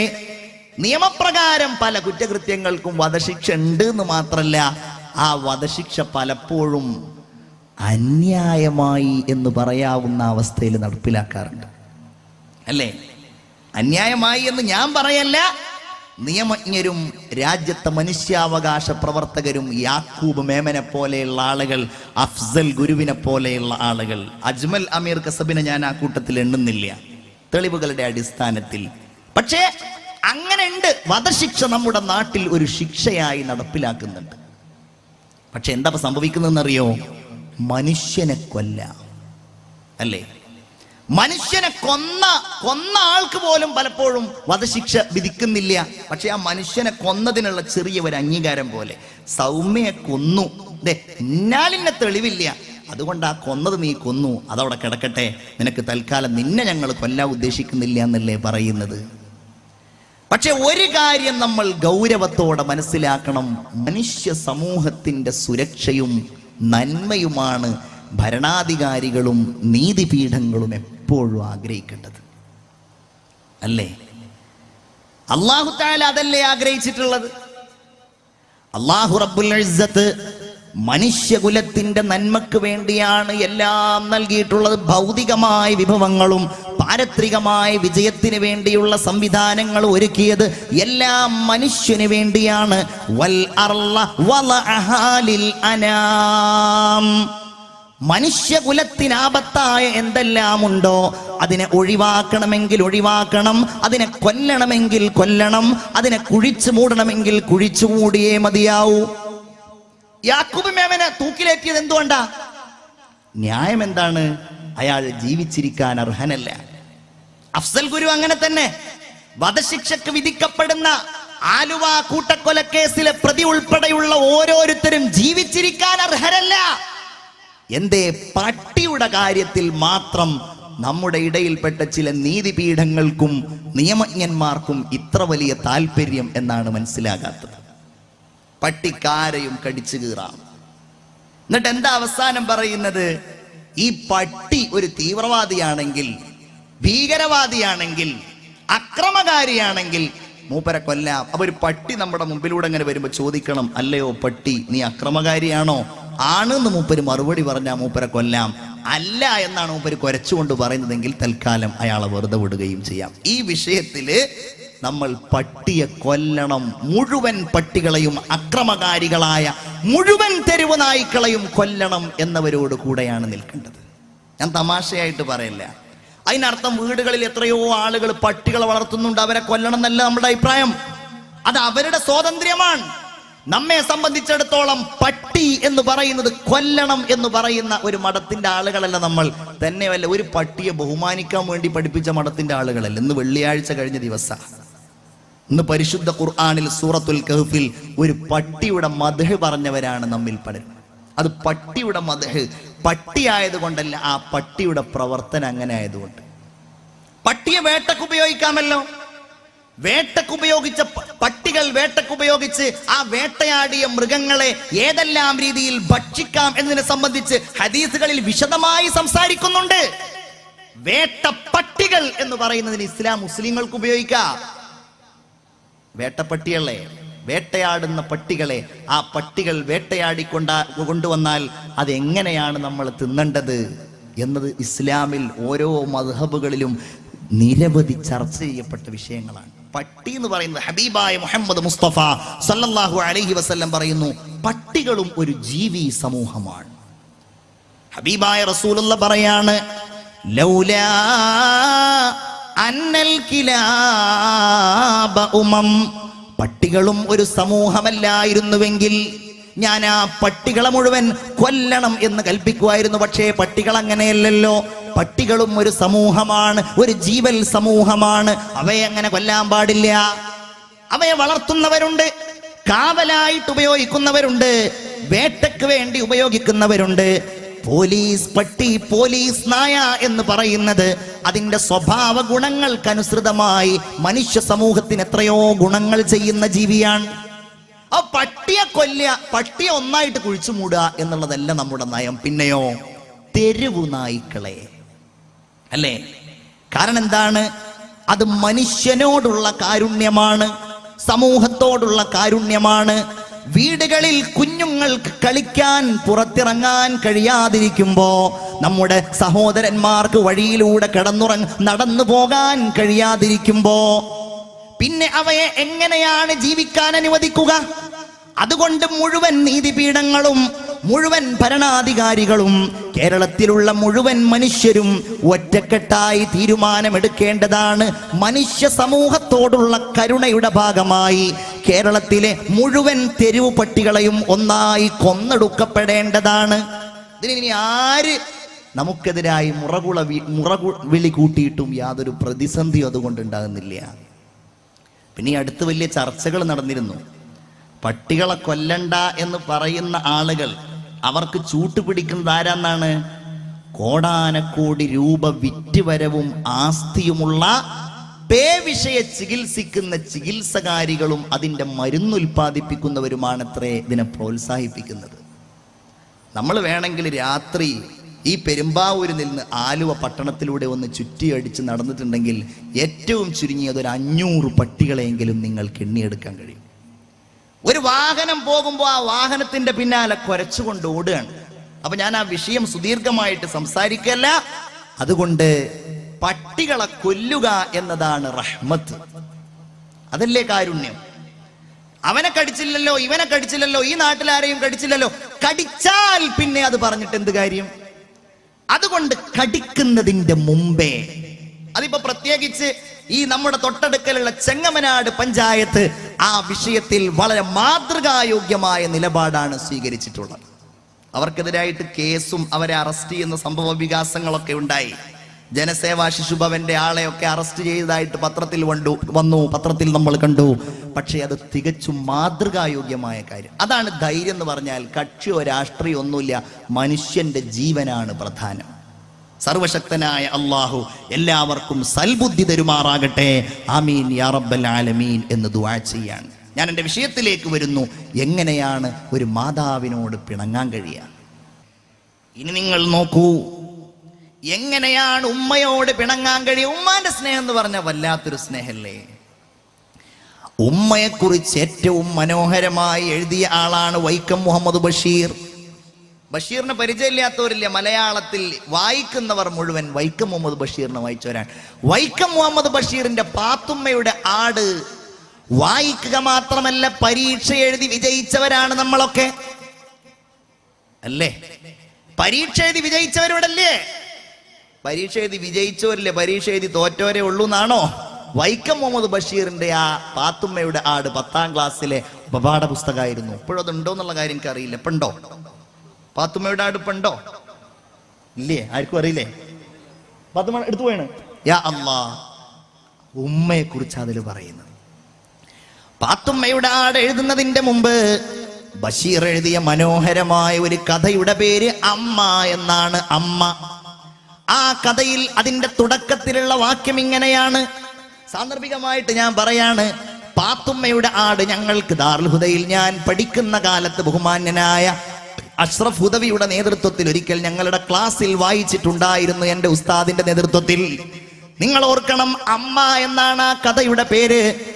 അതിന്റെ ആദ്യത്തെ വരി ഇങ്ങനെയാണ്: ദൂരെ ഏതോ ദേശത്ത് കഴിയുന്ന മകന് അമ്മ എഴുതുകയാണ്, മകനെ ഞങ്ങൾക്ക് നിന്നെ ഒന്ന് കാണണം. അക്ഷരവടിവില്ല, വ്യാകരണമില്ല, എന്നാലും മകനെ കാണാനുള്ള അദമ്യമായ മോഹം ആ അമ്മയുടെ വരികളിൽ ഉണ്ടായിരുന്നു. ബഷീറിനെ നിങ്ങൾക്കറിയാമല്ലോ. ബഷീർ സ്വാതന്ത്ര്യ സമരത്തിൽ പങ്കെടുക്കാൻ വേണ്ടി വീടും കുടുംബവും ഉപേക്ഷിച്ച് യാത്രയായ ആളാണ്. അങ്ങനെ നാട് മുഴുവൻ സഞ്ചരിച്ചു. ബഷീറിനെ പോലീസ് പിടിക്കുമെന്നായി. കാരണം അത്രയും വലിയ ലേഖനങ്ങൾ എഴുതിയതിന്റെ പേരിൽ.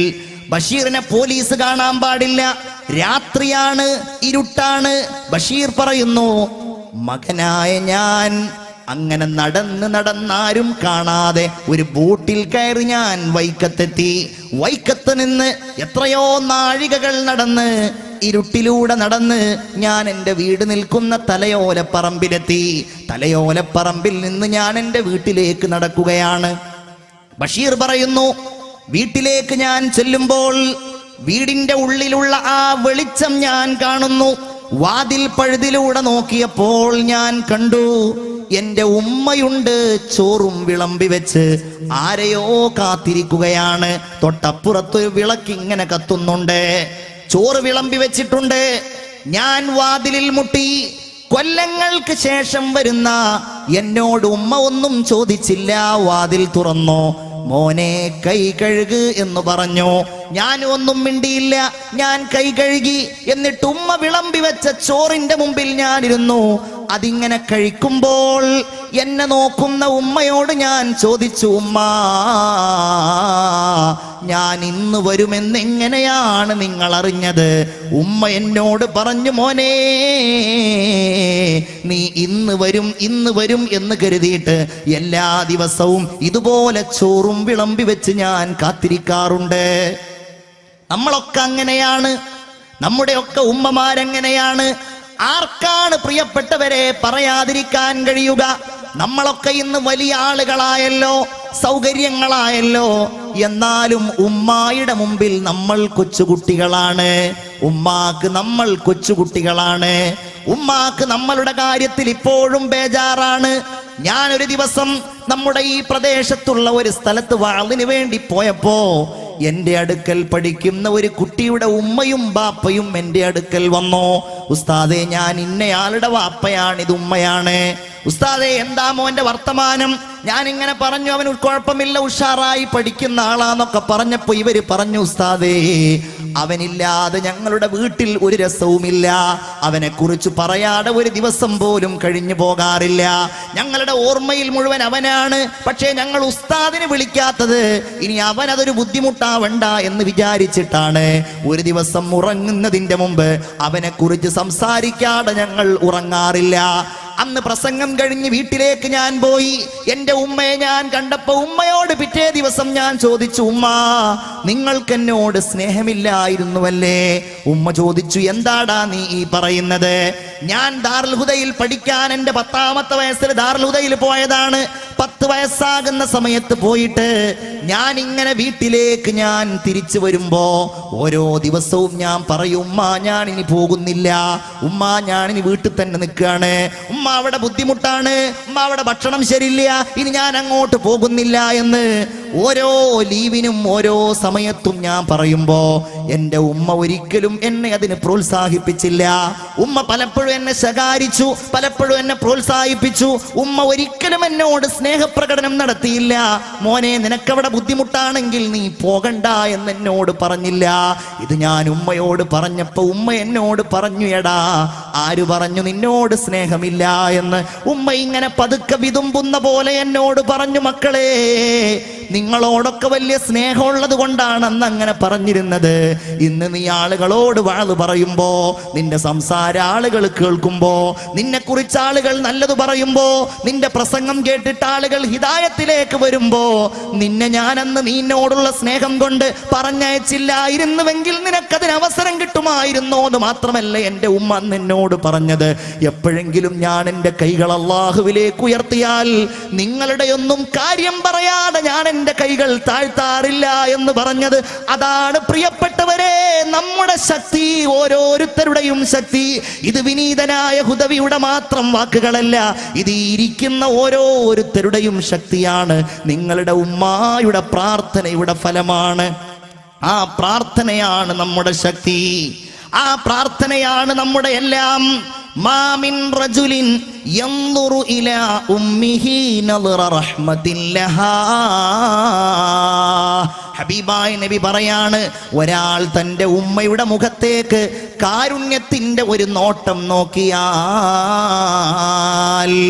ഇല്ലാ കാനത് ലഹു ഹജ്ജതൻ മഖ്ബൂലതൻ മബ്റൂറ, അയാൾക്ക് ഒരു ഹജ്ജിന്റെ പ്രതിഫലം ലഭിക്കുമെന്ന് മുഹമ്മദ് മുസ്തഫ. ഉറക്ക സ്വലാത്ത് ചൊല്ലൂ മുഹമ്മദ് മുസ്തഫ. അത്ഭുതം തോന്നുന്നുണ്ടോ? അല്ലേ? ഹജ്ജിന് ഇപ്പൊ ഈ വർഷം എത്ര രൂപയാ വാങ്ങിയിരുന്നത്? 3, 30, 40, 50 ഒക്കെ. അത് പെട്ടെന്ന് കിട്ടാനുള്ള ഒരു പരിപാടിയാണ്. ഉമ്മായോട് കാരുണ്യത്തിന്റെ ഒരു നോട്ടം നോക്കുക. ചെറിയൊരു സംശയം വന്നോ? ഇത്ര ഉണ്ടോ എന്നുള്ളത് തോന്നിയോ? അപ്പൊ സ്വഹാബികൾ ചോദിച്ചു, നബിയെ, എന്നാ അങ്ങനെയാണെങ്കിൽ ഞങ്ങൾ ഒരു ദിവസം 100 തവണ ഉമ്മാന്റെ മുഖത്തേക്ക് നോക്കും. ഇത് കഴിയില്ല, അത് ഭയങ്കര പ്രയാസാണ്. ആ കരുണ മനസ്സിൽ ഇങ്ങോട്ട് വന്നിട്ട് ആ സ്നേഹം. ഞാൻ കണ്ടിട്ടുണ്ട് ഒരാളെ, അയാളുടെ ഫോണിൽ സ്ക്രീൻ സേവർ ആക്കിയിട്ട് ഉമ്മായുടെ ഫോട്ടോ വെക്കുക. ഉമ്മയാണ് അയാളുടെ സ്ക്രീനിലുള്ളത്. അപ്പൊ ഞാൻ ഇയാളോട് ചോദിച്ചു, എന്ത് നിങ്ങൾ ഉമ്മ? ഇയാൾ എന്നോട് പറഞ്ഞു, എൻ്റെ 2ാമത്തെ വയസ്സിൽ വാപ്പ മരിച്ചാണ്, പിന്നെ ഉമ്മയാണ് എന്നെ വളർത്തിയത്. അപ്പൊ ആള് വലിയ മുതലാണ്. ഞാൻ ഈ പറഞ്ഞ ആളിപ്പോ ഭയങ്കര സമ്പന്നനാണ്. ആള് കണ്ടിട്ടുണ്ട്, അയാൾ ഉമ്മയോട് ഭയങ്കര സ്നേഹം. ഉമ്മ എപ്പോഴും ഉമ്മ, എന്തിനും ഉമ്മ. ഒരാളെന്നോട് കരഞ്ഞുകൊണ്ട് പറഞ്ഞു, ഉസ്താദെ, അയാള് മാവൂർ എന്ന് പറയുന്ന സ്ഥലത്തുള്ള വലിയൊരു സമ്പന്നനാണ്. അപ്പൊ അയാളുടെ വീട്ടിൽ ചെന്നപ്പോ അയാളുടെ വീടിന്റെ ആ ഒരു ഭംഗിയൊക്കെ കണ്ടപ്പോ ഞാൻ ആകെ അത്ഭുതപ്പെട്ടപ്പോ അയാൾ എന്നെ കോഴിക്കോട്ടേക്ക് കാറിൽ കയറ്റിയിട്ട് റെയിൽവേ സ്റ്റേഷനിൽ വിടാൻ വേണ്ടി പോകുമ്പോൾ അയാളുടെ കഥ പറഞ്ഞു. ഉസ്താദെ, ചെറുപ്പത്തിൽ വാപ്പ നഷ്ടപ്പെട്ടത് കാരണത്താൽ എൻ്റെ ഉമ്മ ഈ പണി, അവിടെ മാവൂരിൽ വലിയ ഒരു ഫാക്ടറി ഉണ്ടായിരുന്നു. ആ ഫാക്ടറിയിൽ ജോലി ചെയ്യുന്ന ആളുകൾക്ക് പല സാധനങ്ങളും വിറ്റിട്ടാണ് എന്നെ നോക്കിയത്, എന്നെ വളർത്തി വലുതാക്കിയത്. അമ്മയാണ് എനിക്ക് വേണ്ടി കഷ്ടപ്പെട്ടത്. ഇന്ന് എൻ്റെ എല്ലാ അമ്മയാണ്. ഉസ്താദിൻ്റെ ഉമ്മാക്ക് വേണ്ടി ദ്വാരക്കണം. ഞാൻ പലപ്പോഴും ഞാനൊരു ഓട്ടോ ഡ്രൈവറൊക്കെ ഉണ്ട്. എൻ്റെ നാട്ടിലുള്ള ഒരു ഓട്ടോയുടെ പേര് മക്യാമ എന്നാണ്. നമ്മൾ ആരെങ്കിലും ഓട്ടോക്ക് അങ്ങനെ ഒരു പേരിടോ? അല്ലേ? നമ്മളിപ്പോൾ ഒരു വണ്ടി, ഒരു വാഹനം വാങ്ങി, ഒരു വീട് ഉണ്ടാക്കി, അല്ലെങ്കിൽ ഒരു ഷോപ്പ് ഉണ്ടാക്കി, നമ്മൾ ഏറ്റവും ആർക്കും ഇല്ലാത്ത പേര് അതാണ് നമ്മൾ ഇടാൻ നോക്കുക. ഇയാളുടെ ഓട്ടോ കിട്ടിയിരിക്കുകയാണ് മക്യാമ. മക്യാമ. ഞാനതിങ്ങനെ കണ്ടിട്ട് ചോദിച്ചു, മക്യാമേ, എന്താ ഓട്ടോയുടെ പേര് മക്യാമ? അപ്പൊ എന്നോട് അയാൾ പറഞ്ഞു, അത് ചോദിക്കാൻ തന്നെയാ ഞാനത് എഴുതി വെച്ചിരിക്കുന്നത്, അതിൻ്റെ ഉമ്മാന്റെ പേരാന്ന് പറഞ്ഞു. ഇനി നാളെ മുതൽ എല്ലാവരും ഉമ്മാന്റെ പേര് ഓട്ടോക്ക് ഇടണം, അല്ലെങ്കിൽ ഇവിടുന്നല്ല പറഞ്ഞത് സ്നേഹപ്രകടനം. സ്വഹാബികൾ പറഞ്ഞു, യാ റസൂലല്ലാഹ് സ്വല്ലല്ലാഹു അലൈഹി വസല്ലം, ഒരു ദിവസം ഞങ്ങൾ അങ്ങനെ 100 തവണ ഉമ്മയുടെ മുഖത്തേക്ക് നോക്കുമല്ലോ. ഹബീബായ റസൂലുള്ളാഹി സ്വല്ലല്ലാഹു അലൈഹി വസല്ലം പറഞ്ഞു, അങ്ങനെ നിങ്ങൾ 100 തവണ നോക്കിയാൽ അല്ലാഹു അക്സറു വ അത്യബ്, അല്ലാഹു തആല അതിനേക്കാൾ വലിയ പ്രതിഫലം നിങ്ങൾക്ക് തരാൻ കഴിയുന്നതാണെന്ന് നബിയുനാ റസൂലുള്ളാഹി സ്വല്ലല്ലാഹു അലൈഹി വസല്ലം. നിങ്ങൾക്കത് എത്ര ഉൾക്കൊള്ളാൻ കഴിയുന്നറിയില്ല. ഞാനിപ്പോൾ അടുത്ത് ഒരു ദിവസം വീട്ടിൽ ചെന്നപ്പോൾ എൻ്റെ ഭാര്യ എന്നോട് പറഞ്ഞു, ഈ നമ്മുടെ വീട്ടിൽ ഈ ടാങ്ക് ഉണ്ടല്ലോ, ടാങ്ക്, അത് ഇടയ്ക്കിടയ്ക്ക് ക്ലീൻ ചെയ്യൽ നമ്മുടെ മേലിൽ ഫർളാണ് കേട്ടോ. അല്ലെങ്കിൽ അതിൽ കൊതുക് വളരും, അതിൽ പല ചെളികളുണ്ടാവും, അത് ക്ലീൻ ചെയ്യണം നമ്മൾ ഇടയ്ക്കിടയ്ക്കൊന്ന് കയറിയിട്ട്. സഹോദരിമാർക്കുള്ള ഒരു പോയിന്റും കൂടെയാണ്. നാളെ വേണമെങ്കിൽ ഇവരൊക്കെ ഒന്ന് വീടിൻ്റെ മുകളിൽ കയറ്റാം. അങ്ങനെ ഏതായാലും എന്നോട് കുറേ കാലമായി പറയാൻ തുടങ്ങിയിട്ട്, ഞാൻ ഇവിടുന്ന് ചെല്ലുമ്പോൾ അതിനേക്കാളും വലിയ ക്ഷീണം, വരുമ്പോൾ അതിനേക്കാളും വലിയ ബുദ്ധിമുട്ട്. അത് കാരണം എനിക്ക് കയറാനൊന്നും സമയം കിട്ടില്ല. ഒരു ദിവസം ഒരു ഉച്ച സമയത്തിനോട് പറഞ്ഞു, ഇത് ചെളി വരാൻ തുടങ്ങിയിട്ട് അവിടെ നിർബന്ധമായിട്ടും ഇത് ക്ലീൻ ചെയ്തേ മതിയാവും. സുബ്ഹാനല്ലാഹ്. തയ്യാറായി, ഒരു കോണിയൊക്കെ വെച്ച് വീടിൻ്റെ മുകളിലേക്ക് ഇങ്ങനെ കയറി. അല്ലേ, മേഘ വാട്ടർ ടാങ്കാണ്, അത് സുരക്ഷിതമാണ്. വെയിലിലും മഴയിലും എന്നൊക്കെയാണ് ഇന്നസെന്റ് പരസ്യം പറയാറുള്ളത്. അങ്ങനെ ഒരു ഉച്ച സമയമാണ്, വെയിലിങ്ങനെ കത്തി നിൽക്കുകയാണ്. കത്തി നിൽക്കുന്ന സമയത്ത് അതിൻ്റെ ഉള്ളിലേക്ക് ഇറങ്ങി ഇങ്ങനെ നിൽക്കുകയാണ്. അപ്പോഴാണ് വീടിൻ്റെ താഴെന്ന് ഭയങ്കര ബഹളം. ആരാന്ന് ചോദിച്ചപ്പോൾ ഉമ്മയാണ്. ഞാൻ ആ വീടിൻ്റെ മുകളിൽ നിന്ന് ആ താഴേക്ക് ഇറങ്ങിയതിന് ശേഷം ഉമ്മാക്ക് സമാധാനമുള്ളത് ഭാര്യയ്ക്ക് നമ്മളോട് സ്നേഹമില്ലാത്തത് കൊണ്ടല്ല, ഉമ്മക്ക് കുറച്ച് സ്നേഹം കൂടുതലുള്ളത് കൊണ്ടാണ്. എന്താ പ്രശ്നം? ആ വെയിൽ കൊണ്ടാൽ, സാധാരണ വെയിൽ കൊള്ളാത്ത മനുഷ്യന്മാരാവുമല്ലോ ഈ മൂല്യന്മാരെന്ന് പറഞ്ഞാൽ. അപ്പൊ നമ്മൾ പെട്ടെന്ന് ആ വെയിൽ കൊണ്ടിട്ടുണ്ടെങ്കിൽ നമുക്ക് വല്ലതും പറ്റുമോ എന്നുള്ളതാണ് ഉമ്മയുടെ പേടി. എന്നിട്ട് താഴത്തേക്ക് ഇറങ്ങിയപ്പോൾ ഉമ്മ അതാ പറയുന്നത്, ആ വെയിലത്ത് നീ നിന്നിട്ടുണ്ടെങ്കിൽ നിനക്ക് വല്ലതും പറ്റുമോ, അതുകൊണ്ട് ഇപ്പൊ ചെയ്യണ്ട, ഇനി ചെയ്യണമെങ്കിൽ തന്നെ പിന്നെ ചെയ്താൽ മതി, അല്ലെങ്കിൽ ആരെയോടെങ്കിലും പറഞ്ഞിട്ട് ചെയ്യിപ്പിച്ചാൽ മതി നമ്മ പറയണത്. ഉമ്മയുടെ സ്നേഹത്തിന്റെ ഓരോ വർത്തമാനങ്ങൾ. അതാണ് അതാണ് 1000 പോറ്റുമ്മ വന്നാൽ സ്വന്തം പെറ്റുമ്മ ആയിടുമോ? ഉമ്മാന്റെ കാലടിപ്പാടിലാണ് സുവർഗം ഓർത്തോളി. ഹുദമതിയായി മുത്ത് മുഹമ്മദിൻ തൂമൊഴിയുള്ളിലുറച്ചോളി. സ്നേഹമുള്ളവരെ, ആ കഷ്ടപ്പാടുകൾക്ക് പകരം എന്താണ് ദുന്യാവിൽ നമ്മൾ പ്രതിഫലം നൽകുക? സ്നേഹമല്ലാതെ, കരുണയല്ലാതെ, കാരുണ്യമല്ലാതെ എന്താണ് പ്രിയപ്പെട്ടവരെ പ്രതിഫലം നൽകുക? ഹബീബായ റസൂലുള്ളാഹി സ്വല്ലല്ലാഹു അലൈഹി വസല്ലമ തങ്ങളോട് ഒരു സഹോദരൻ, ഒരു ചെറുപ്പക്കാരൻ വന്നുകൊണ്ട് പറഞ്ഞു, യാ റസൂലല്ലാഹ്, നല്ല ചൂടുള്ള ഒരു കാലത്ത്, വെയിലിങ്ങനെ കത്തി നിൽക്കുന്ന ഒരു കാലത്ത്, ഇറച്ചി ഇങ്ങനെ വെന്തു പോകുന്ന ഒരു കാലത്ത് 2 ഫർസഖ് വഴി ദൂരം ഞാൻ ഉമ്മയെ ചുമന്ന് നടന്നിട്ടുണ്ട്. ഹൽ അദ്ദൈതു ശുക്റഹാ, എന്റെ ഉമ്മയോടുള്ള കടപ്പാട് ഞാൻ വീട്ടിയിട്ടുണ്ടോ? എന്റെ ഉമ്മയോടുള്ള കടപ്പാട് ഞാൻ വീട്ടിയിട്ടുണ്ടോ? മുഹമ്മദുർ റസൂൽ സ്വല്ലല്ലാഹു അലൈഹി വസല്ലമ തങ്ങൾ പറഞ്ഞു, ഒരിക്കലുമില്ല, ഉമ്മയോടുള്ള കടപ്പാടുകൾ പൂർത്തിയാക്കിയിട്ടില്ല. ബഹുമാനപ്പെട്ട ഒരു സ്വഹാബി റസൂലുള്ളാഹി സ്വല്ലല്ലാഹു അലൈഹി വസല്ലമ തങ്ങളുടെ അടുക്കൽ വന്നുകൊണ്ട് പറഞ്ഞു, നബിയേ, എൻ്റെ ഉമ്മ എനിക്ക് ചെയ്തു തന്ന എല്ലാ കാര്യങ്ങളും തിരിച്ചു ചെയ്യണമെന്ന് ഞാൻ ആഗ്രഹിക്കുകയാണ്. ചെറുപ്പത്തിൽ എൻ്റെ കാഷ്ടം വൃത്തിയാക്കി, എൻ്റെ മൂത്രം വൃത്തിയാക്കി. ഓർത്തു നോക്കൂ നിങ്ങൾ, എൻ്റെ ഉപ്പമാരെ, നമ്മളൊക്കെ പിതാക്കന്മാരാണല്ലോ, നമുക്കറിയാമല്ലോ നമ്മുടെ പ്രിയപ്പെട്ട പിഞ്ചുമക്കൾ വീട്ടിൽ നിന്ന് കരയുമ്പോ നമ്മുടെ സമീപനം എന്താണ്, നമ്മുടെ ഭാര്യയുടെ സമീപനം എന്താണ് എന്ന് നമുക്കറിയാമല്ലോ. നമ്മൾ എങ്ങനെയാണ് അതിനെ പ്രതികരിക്കാൻ? നമുക്ക് എന്താ കഴിയുക? നമുക്ക് താരാട്ട് പാടാൻ കഴിയോ? അവരെ മൂത്രിപ്പിക്കാൻ കഴിയുമോ? അപ്രകാരം അവരുടെ കാഷ്ടം വൃത്തിയാക്കാൻ കഴിയുമോ? ഇല്ലല്ലോ. ഒരു മടിയും കൂടാതെ, ഒരു ദുർഗന്ധവും പ്രശ്നമാക്കാതെ ക്ഷമാശീലരായി നമ്മുടെ ഭാര്യ അഥവാ കുഞ്ഞിന്റെ ഉമ്മ അത് ചെയ്യുമ്പോ 31-30 വർഷങ്ങൾക്കപ്പുറം ഞാൻ ഓർക്കണം, 50 വർഷങ്ങൾക്കപ്പുറം, 40 വർഷങ്ങൾക്കപ്പുറം നിങ്ങളുടെ പ്രായങ്ങൾ നിങ്ങൾ കണക്ക് കൂട്ടുക. ഇതുപോലൊരു കാലമുണ്ടായിരുന്നു, ഇതുപോലൊരു സമയമുണ്ടായിരുന്നു. അതിന് നന്ദി ചെയ്യാൻ നബിയോട് പറയാണ്, നബിയേ, യാ റസൂലല്ലാഹ്, എൻ്റെ ഉമ്മ എനിക്ക് തന്നത് ഞാൻ തിരിച്ചു ചെയ്യാൻ ആഗ്രഹിക്കുന്നു. ഹബീബായ റസൂലുള്ളാഹി സ്വല്ലല്ലാഹു അലൈഹി വസല്ലം പറഞ്ഞു, സഹോദരാ, നിന്റെ ഉമ്മ നിനക്ക് വേണ്ടി ചെയ്തത് ഒരിക്കലും ഈ ദുനിയാവിൽ നിന്ന് നിനക്ക് തിരിച്ചു പറയാൻ കഴിയില്ല, തിരിച്ചു ചെയ്യാൻ കഴിയില്ല.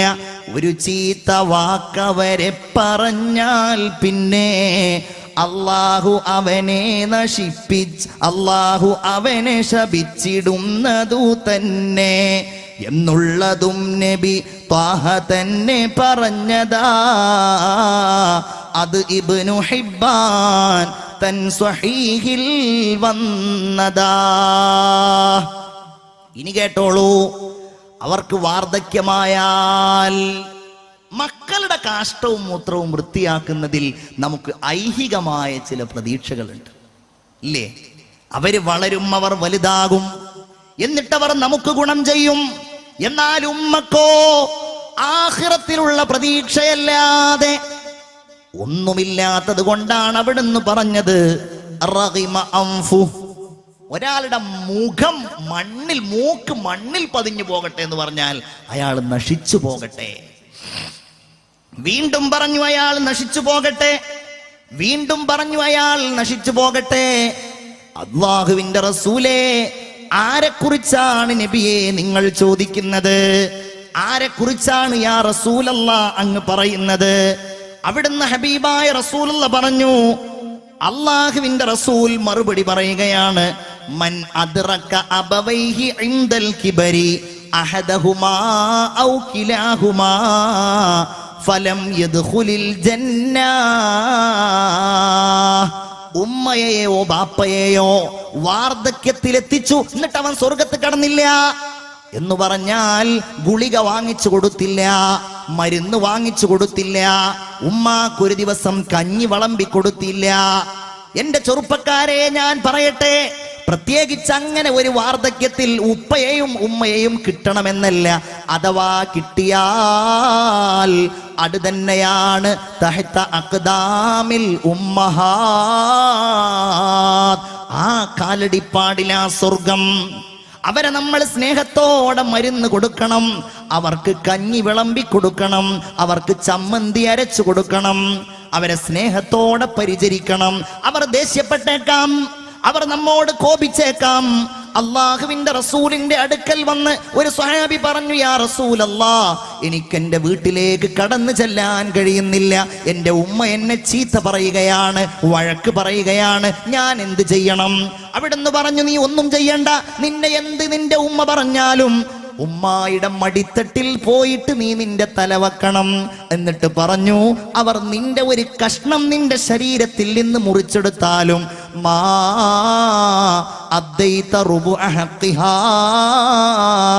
ഉമ്മയോടുള്ള ആ ബാധ്യതയുടെ 1/4 നീ നിറവേറ്റിയിട്ടില്ല എന്ന് സയ്യിദുനാ മുഹമ്മദ് മുസ്തഫ.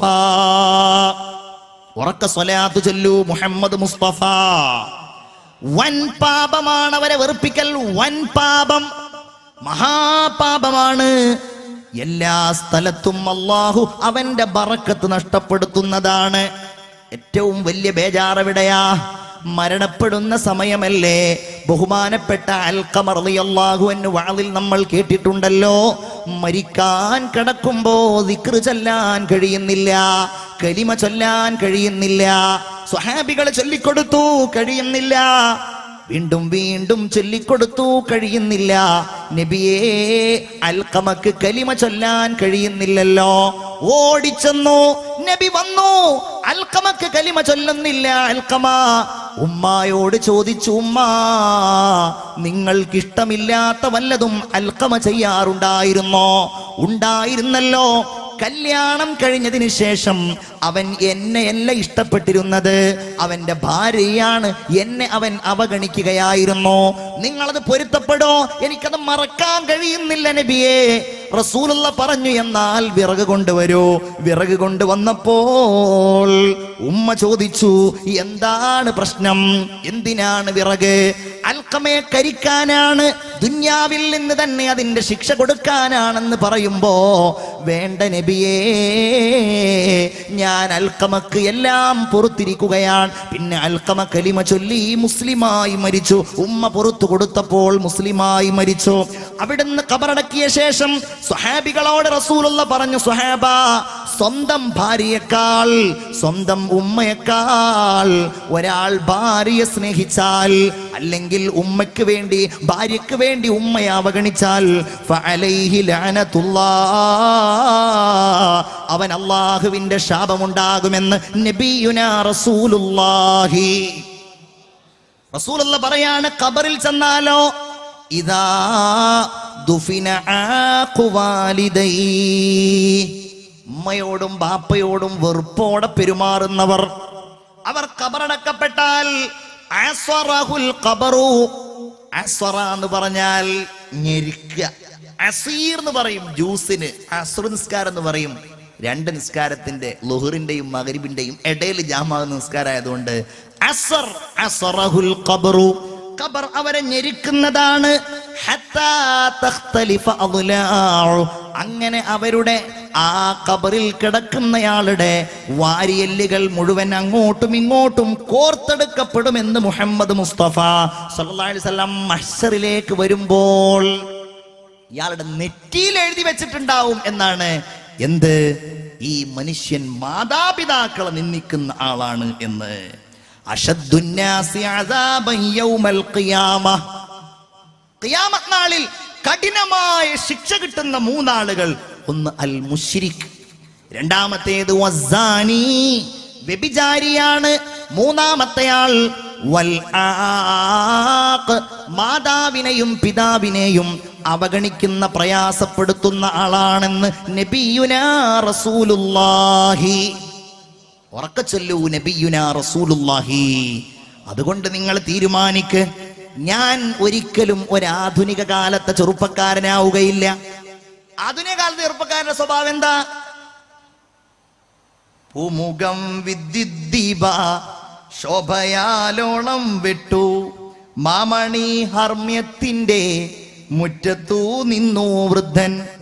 മാന്യമായുടുപ്പിട്ട രണ്ടുപേർ സുഹൃത്തുക്കളായിടാം ജാമാതാവുണ്ടവരൊത്തിരിക്കുന്നു.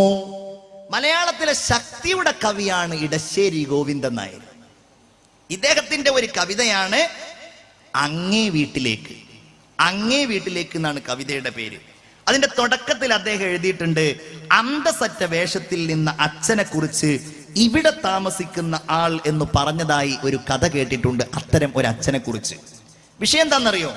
അമ്മ പറയും മോളെ ഒന്ന് കണ്ടുവരാൻ അച്ഛനോട് എപ്പോഴും. അങ്ങനെ നിർബന്ധിച്ച് അച്ഛനിങ്ങനെ ചെല്ലുന്ന സമയത്ത് മരുമകൻ കൂട്ടുകാരോടൊത്ത് ഇങ്ങനെ ഇരിക്കുകയാണ് വീട്ടിൽ. ആകെ ബേജാറായി പോയി. കാരണം ഇതിൻ്റെ ഭാര്യയുടെ പിതാവാണെന്ന് പറഞ്ഞാൽ അത് മരുമകനൊരു ഡിമ്മാണ്, മരുമകന്റെ ആ ഒരു അന്തസ്സിന് ചേർന്നതല്ല. മകൾ വന്നു, മകൾക്ക് അതിലേറെ ബേജാറ്. അച്ഛനിതെല്ലാം അങ്ങനെ കാണുകയാണ്, ഇവരുടെ മുഖഭാവം. അതാണ് ആ കവിത. പൂമുഖം വിദ്യുദ്ദീപ ശോഭയാലോളം വെട്ടു മാമണി ഹർമ്മ്യത്തിന്റെ മുറ്റത്തു നിന്നു വൃദ്ധൻ. നല്ല മാമണി ഹർമ്മ്യത്തിന്റെ മനോഹരമായ ആ വീടിന്റെ മുറ്റത്ത് വൃദ്ധൻ ഇങ്ങനെ നിൽക്കുകയാണ്. മാന്യമായുടുപ്പിട്ട രണ്ടുപേർ സുഹൃത്തുക്കളായിടാം ജാമാതാവുണ്ടവരൊത്തിരിക്കുന്നു. മരുമകനുണ്ട്, അവരോടൊത്ത് ഇങ്ങനെ ഇരിക്കുകയാണ്. അങ്ങനെ മോളും വന്നു. അദ്ദേഹം കണ്ടു തന്നെ കണ്ടവാറ കൺകളിൽ പ്രദ്യോതിച്ചതു ഹാർദ സ്വാഗത തെളിവല്ല. ഈ അച്ഛൻ കാണുകയാണ് മകളുടെയും ജാമാതാവിന്റെയും കണ്ണുകളിൽ. കണ്ടത് അച്ഛ അങ്ങോട്ട് വരൂ എന്നുള്ളതല്ല, ഇതെന്താ അങ്ങോട്ട് വന്നിരിക്കുന്നത് എന്നുള്ളതാണ്. ഈ മനുഷ്യൻ തന്റെ ചുമലിൽ കിടന്നിരുന്ന മുണ്ട് മറ്റേ ഭാഗത്തേക്ക് മാറ്റിയിട്ട് വഴി തെറ്റുന്നു വയസ്സാവുമ്പോൾ അങ്ങേ വീട്ടിൽ കയറേണ്ടതാണയാളിറങ്ങി കുനി കുനി. ഇത് ചിന്തിക്കണം. നമ്മളൊക്കെ വീടുകൾ മാറുന്നവരാണ്, വേറെ വീടുകളിൽ താമസിക്കുന്നവരാണ്. പക്ഷെ ഉമ്മാക്കും വാപ്പാക്കും ഒരു സ്വഭാവം ഉണ്ടാകും. അവരാ വീട്ടിൽ നിന്ന് മാറൂല, അവര് തറവാട്ടിലായിരിക്കും. നമുക്ക് ലോകം മുഴുവൻ കറങ്ങാനുള്ള സമയമുണ്ട്. അവിടെ പോവണം, ഇവിടെ വാളുണ്ട്, അവിടെ 12 മണി വരെ പ്രസംഗമുണ്ട്, അവിടെ നിരാഹാരമുണ്ട്, അവിടെ ബന്ധുണ്ട്, അവിടെ ഒരു വാഹനം പറഞ്ഞിട്ടുണ്ട്. എല്ലായിടത്തും പോകാൻ സമയമുണ്ടെങ്കിലും എൻ്റെ ചെറുപ്പക്കാരാ, ഉമ്മയെ ഒന്ന് കാണാൻ, ഉപ്പയെ ഒന്ന് കാണാൻ നിനക്ക് സമയമില്ല എങ്കിൽ പിന്നെ ആ സ്നേഹം എങ്ങനെയാണ് നിന്റെ മക്കളിൽ നിന്ന് നിനക്ക് കിട്ടുക? സഹോദരിമാര് ചിന്തിക്കണം. അമ്മമാരെ കാണണം, നമ്മൾ സമീപിക്കണം അവരാണ് നമ്മുടെ ശക്തി എന്ന് തിരിച്ചറിയണം. ഞാൻ വളരെ ചുരുക്കി ഇനി വിവരിക്കുകയാണ്. പ്രസംഗം തുടങ്ങി 2 മണിക്കൂർ നമ്മൾ പിന്നിട്ട് കഴിഞ്ഞു. എങ്ങനെയാണ് ആ സ്നേഹം പ്രകടിപ്പിക്കേണ്ടത് എന്നറിയാമോ? അതിൽ ഒന്നാമതായി പണ്ഡിതന്മാരെണ്ണുന്നു, ഉമ്മാക്ക് ഹിദ്മത്ത് ചെയ്യുക, ഉപ്പാക്ക് റെസ്പെക്ട് ചെയ്യുക. ഹിദ്മത്ത് ചെയ്യുക, അവർക്ക് സേവനങ്ങൾ ചെയ്യുക, അവരുടെ മുന്നിൽ ഇരിക്കരുത്. ഹബീബായ നബി തിരുമേനി മുഹമ്മദ് മുസ്തഫ സല്ലല്ലാഹു അലൈഹി വസല്ലം പറയാണ്, നിംതു, ഞാൻ ഉറങ്ങി, ഫറഅയ്തുനി ഫിൽ ജന്ന, ഞാൻ എന്നെ സ്വർഗത്തിൽ കണ്ടു. അങ്ങനെ ഞാൻ ഇങ്ങനെ സ്വർഗത്തിലൂടെ ചെല്ലുമ്പോ ഞാൻ ഒരാള് ഖുർആൻ ഓതുന്നത് കേട്ടു. ഞാൻ ചോദിച്ചു, ഇതാരാണ്? ഹാരിസത്ത് ഇബ്നു നുഅ്മാനാണ് എന്ന് പറഞ്ഞു. എന്നിട്ട് ഇത് പറഞ്ഞിട്ട് റസൂലുള്ള പറയാണ്, ഹാരിസത്ത് ഇബ്നു നുഅ്മാനിനെ സ്വർഗത്തിൽ ഖുർആൻ ഓതുന്നത് ഞാൻ കണ്ടു. കദാലിക്കൽ ബിർ, അങ്ങനെയാണടാ ഗുണം. അതാ പറയണത്, അങ്ങനെയാണ് ബിർ, ഗുണം ചെയ്യൽ. അങ്ങനെയാണ് ഗുണം ചെയ്യൽ. കാന അബറന്നാസി ലി ഉമ്മിഹി, ഉമ്മയോട് ഏറ്റവും കൂടുതൽ ഗുണം ചെയ്യുന്ന ആളായിരുന്നു. എന്നിട്ട് പറയാണ്, കാന യുഖ്ലി റഅസ ഉമ്മി, ഉമ്മായുടെ തലയിൽ പേൻ നോക്കി കൊടുക്കുന്ന ആളായിരുന്നു. വയുത്ഇമുഹാ ബിയദി, ഉമ്മാക്ക് ഭക്ഷണം കൊടുക്കുന്ന ആളായിരുന്നു. വലം യസ്തംഹിംഹാ കലാമാ, ഉമ്മ എന്തെങ്കിലും ഒന്ന് പറഞ്ഞാൽ ഉമ്മ എന്തേ പറഞ്ഞതെന്ന് ചോദിക്കൂല, അങ്ങനെ ചോദിക്കൂല. വീണ്ടും അത് പറയാൻ ഉമ്മയോട് ആവശ്യപ്പെട്ടിരുന്നില്ല. ചോദിക്കുകയാണ്, ഒരു വിഭാഗം നബിയുടെ അടുക്കൽ വന്നു. ഒരു വിഭാഗം ഒരു നാട്ടിൽ നിന്നൊരു വിഭാഗം നബിയുടെ അടുക്കൽ വന്നു. നബി അവിടുത്തെ ദിവ്യശക്തി കൊണ്ട് ചോദിച്ചു, നിങ്ങൾക്കിടയിൽ ഇന്നാലിന്ന ഒരു സ്ത്രീ ഉണ്ടല്ലോ, ആ സ്ത്രീ എവിടെയാണ് ഇപ്പോഴുള്ളത്? അപ്പോൾ അവർ ചോദിച്ചു, നബിയെ, അതെന്താണ് ആ സ്ത്രീക്ക് അങ്ങൊരു പ്രത്യേകമായിട്ട് ഞങ്ങളോട് ചോദിക്കുന്നത്? അപ്പോൾ പറഞ്ഞു, ഫഇന്നഹാ ഖദ് ഗഫറ ലഹാ ബിബിർരിഹാ വാലിദിഹാ. സ്വന്തം ഉമ്മയെ ആ സ്ത്രീ സ്നേഹിച്ചത് കാരണത്താൽ എല്ലാം അല്ലാഹു പുറത്തു കൊടുത്ത പെണ്ണല്ലയോ ആ പെണ്ണ്. എന്നിട്ട് നബി കഥ പറഞ്ഞു കൊടുത്തു അവർക്ക്. ആ നാട്ടിൽ കുറച്ച് ശത്രുക്കൾ വരുന്നുണ്ട് എന്ന കിംവദന്തി പരന്നു. അങ്ങനെ നാട് വിടുകയാണ് നാട്ടുകാര് മുഴുവൻ. ഈ സ്ത്രീ തന്റെ ഉമ്മയെ ഏറ്റി മരുഭൂമിയിലൂടെ നടക്കുകയാണ്. നല്ല വെയിലാണ്. ഈ സ്ത്രീ ഇങ്ങനെ നടന്ന് അവസാനം കുഴഞ്ഞു വീണ് അവസാനം മരുഭൂമിയിൽ കിടക്കുമ്പോഴും ഉമ്മയെ ഒരിക്കലും നിലത്ത് വീഴ്ത്താതെ തന്റെ ശരീരത്തിൽ ആ ഉമ്മയെ ചുവന്നത് കാരണം അള്ളാഹു ആ സ്ത്രീക്ക് പൊറുത്തിട് കൊടുത്തിരിക്കുകയാണെന്ന് സയ്യിദുനാ മുഹമ്മദ് മുസ്തഫ. ഉറക്കെ മുഹമ്മദ് മുസ്തഫ. ഉവൈസുൽ ഖർണിയുടെ കഥ ഞാൻ പറയേണ്ടതില്ലല്ലോ. ഉവൈസുൽ ഖർണി വളരെ ഒരു പ്രഗൽഭനാണ്. ഉവൈസുൽ ഖർണിയെ കുറിച്ച് റസൂലുള്ള മുന്നറിയിപ്പ് നൽകി. ഉവൈസുൽ ഖർണി മഹാനാണെന്ന് പറഞ്ഞു. നിങ്ങൾ എവിടെയെങ്കിലും കണ്ടാൽ ഉവൈസിനോട് ദുആ ചെയ്യാൻ പറയണേ എന്ന് പറഞ്ഞു. വലൈസ ബിസ്വഹാബിൻ, സ്വഹാബിയല്ല, പിന്നെ ആരാ? നബിയുടെ കാലത്ത് ജീവിച്ച ഒരു മഹാനാണ്. എന്തേ മഹത്വം! ഉമ്മാക്ക് ഖിദ്മത്ത് ചെയ്തു. അതന്നെ, നബിയെ കാണാൻ പോലും വന്നില്ല, രോഗിണിയായ ഉമ്മയെ പരിചരിച്ചു. അത് കാരണത്താൽ അല്ലാഹു ഉവൈസുൽ ഖർണിക്ക് വലിയ സ്നേഹം നൽകി. നിരവധി സംഭവങ്ങൾ. അപ്പൊ ഒന്ന്, അവർക്ക് ഖിദ്മത്ത് ചെയ്യുക. രണ്ട്, അവർക്ക് ആവശ്യമുള്ളത് കൊടുക്കുക. അവർക്ക് സംരക്ഷണമാണോ വേണ്ടത് അത് കൊടുക്കുക, മരുന്നാണോ വേണ്ടത് അത് കൊടുക്കുക, പാർപ്പിടമാണോ വേണ്ടത് അത് കൊടുക്കുക. എത്രത്തോളം എന്ന് വെച്ചാൽ ഉപ്പാക്ക് കൊടുക്കുന്നതിന്റെ 3 ഇരട്ടിയാണ് ഉമ്മാക്ക് കൊടുക്കേണ്ടത്. അള്ളാഹുവിന്റെ റസൂല് പറയാണ്, മൻ വളഅ ത്വആമൻ ത്വയ്യിബൻ ഫീ ബൈതി. ഒരാൾ തന്റെ വീട്ടിൽ നല്ല ഒരു ഭക്ഷണം ഉണ്ടാക്കി, വഅകലഹു ദൂന വാലിദൈ, എന്നിട്ട് ഉമ്മാക്ക് കൊടുക്കാതെ ഉപ്പാക്ക് കൊടുക്കാതെ അവൻ അത് കഴിച്ചു, ഹറമഹുല്ലാഹു ലദീദ ത്വആമിൽ ജന്ന. സ്വർഗത്തിലെ നല്ല ഭക്ഷണം അള്ളാഹു അവർക്ക് കൊടുക്കൂല. അപ്പൊ വീട് കുറച്ച് അപ്പുറത്താണ്, നല്ല കരിമീൻ കൊണ്ടുവന്നു. ഉമ്മാക്കാണെങ്കിൽ അവിടെ കരിമീൻ പോയിട്ട് മത്തി തന്നെ കിട്ടിയിട്ടില്ല. നമ്മൾ ഇവിടുന്ന് നന്നായിട്ട് കഴിക്കുകയാണെങ്കിൽ സ്വർഗത്തിലെ ഭക്ഷണം അള്ളാഹു ഹറാമാക്കും. മൻ ബാത ശബ്ആന റയ്യാൻ, ഒരാൾ നന്നായി ഭക്ഷണം കഴിച്ചു വയറ് നിറച്ച് നന്നായി വെള്ളം കുടിച്ചു, അവന്റെ മാതാപിതാക്കളിൽ ഒരാൾ വിഷന്നവനായോ ദാഹിച്ചവനായിട്ടാണോ ഉള്ളത് എങ്കിൽ അള്ളാഹു നാളെ അവനെ ദാഹിച്ചവനായി വിഷന്നവനായി പരലോകത്ത് മഹ്ശറിൽ ഒരുമിച്ച് കൂട്ടുമെന്ന് മുഹമ്മദ് മുസ്തഫ സല്ലല്ലാഹു അലൈഹി വസല്ലം. ഔട്ടിങ്ങിനൊക്കെ പോകുന്ന ആളുകൾ ഉണ്ടാവും. ഒഴിവ് കിട്ടിയാൽ നമുക്കൊന്ന് ലുലു മാളിൽ പോവാന്ന് പറഞ്ഞിട്ട് യാ അള്ളാ വാഹനത്തിൽ ഭാര്യയും കൂട്ടി പോകുന്ന ആളുകൾ. ഒരു കുഴപ്പം അതുകൊണ്ട് ഉണ്ട് എന്നല്ല ഞാൻ പറയുന്നത്. ഞാൻ അതിന്റെ വശങ്ങളിലേക്ക് പോവല്ല. അതല്ലെങ്കിൽ നമുക്ക് ചിക്കിങ്ങിലൊന്ന് പോയിട്ട് നല്ല ചിക്കനൊക്കെ കഴിച്ചിട്ട് വരാം എന്ന് പറഞ്ഞിട്ട് ഇങ്ങനെ പോവായിരിക്കും. പോരുന്ന സമയത്ത് ഒരു ചെറിയ പാർസൽ ഉമ്മാക്കും വാങ്ങുക. കൂടെ കൊണ്ടുപോകാൻ പ്രയാസാണെങ്കിൽ അവരെ നമ്മൾ സന്തോഷിപ്പിക്കുക. മുഹമ്മദുർ റസൂലുള്ളാഹി സ്വല്ലല്ലാഹു അലൈഹി വസല്ലമ തങ്ങൾ പറഞ്ഞ 3ാമത്തെ കാര്യമാണ് അവരുടെ വിളി കേൾക്കുക. പഴയ കാലത്താണെങ്കിൽ ഉമ്മ മോനെ വിളിച്ചാൽ ഏയ് എന്ന് മറുപടി പറഞ്ഞാൽ മതി എന്നുള്ളതാണ്. ഇന്ന് മൊബൈലാ വിഷയം, അല്ലേ? ഇന്ന് മൊബൈലാണ് വിഷയം. കാരണം ആര് വിളിച്ചാലും തിരിച്ചു വിളിക്കുന്ന ആളുകളായിരിക്കും ഉമ്മാന്റെ കോള് കാണുമ്പോ, അല്ലേ? ഇനി ഭാര്യ വിളിക്കണ സമയത്ത് അഥവാ അങ്ങനെ കട്ട് ചെയ്യാൻ വലിയ താല്പര്യമുള്ള ആൾക്കാരാണെങ്കിലും അത് വലിയ വിഷയാവൂല. പക്ഷെ ഉമ്മാടെ വിളിക്ക് ഉത്തരം നൽകാതിരിക്കരുത്. നാളെ വയലിന് വരാതിരിക്കൂലല്ലോ, പ്രശ്നമൊന്നും ഉണ്ടാവില്ലല്ലോ. അഥവാ അത് പല കാരണങ്ങളാലും അങ്ങനെ ആയാലും ഏത് പ്രതിസന്ധിയിലും, കാരണം ഇത് നിർബന്ധമാണ്.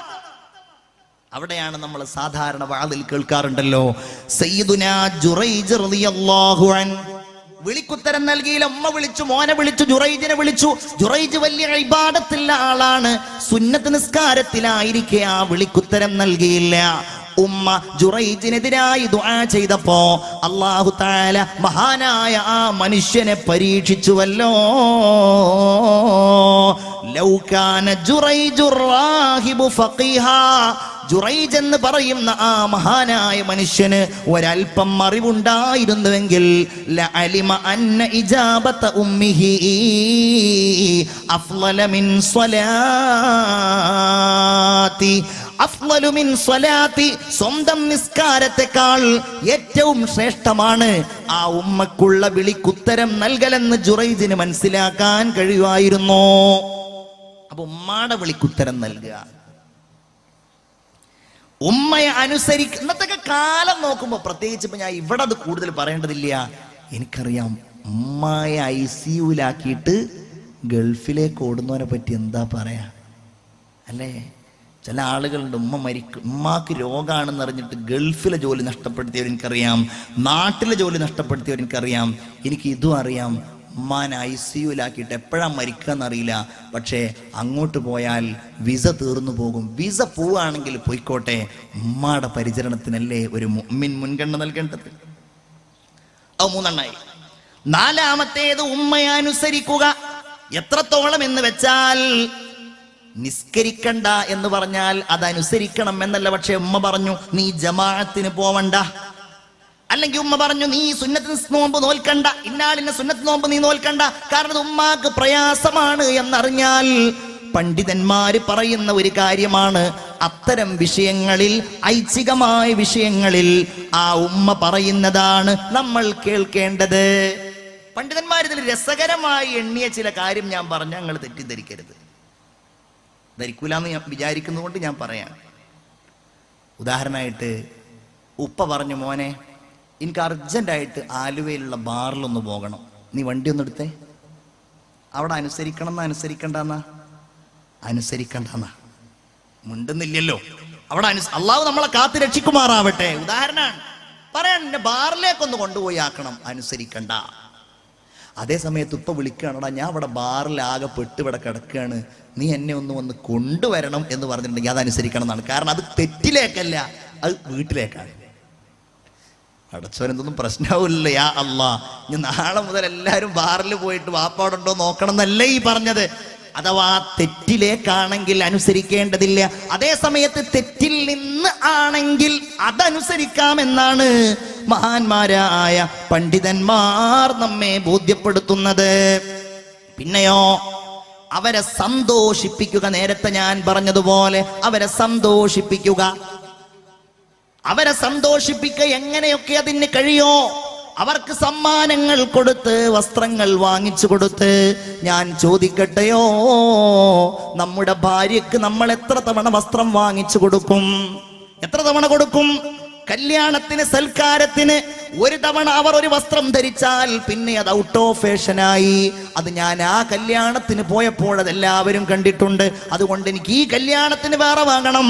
വലിയ പെരുന്നാളിന്, ചെറിയ പെരുന്നാളിന് ഞാൻ ചോദിക്കട്ടെയോ, ഭാര്യക്ക് വാങ്ങിച്ചു കൊടുക്കുമ്പോ നിങ്ങൾ ഉമ്മയോട് ചോദിച്ചോ?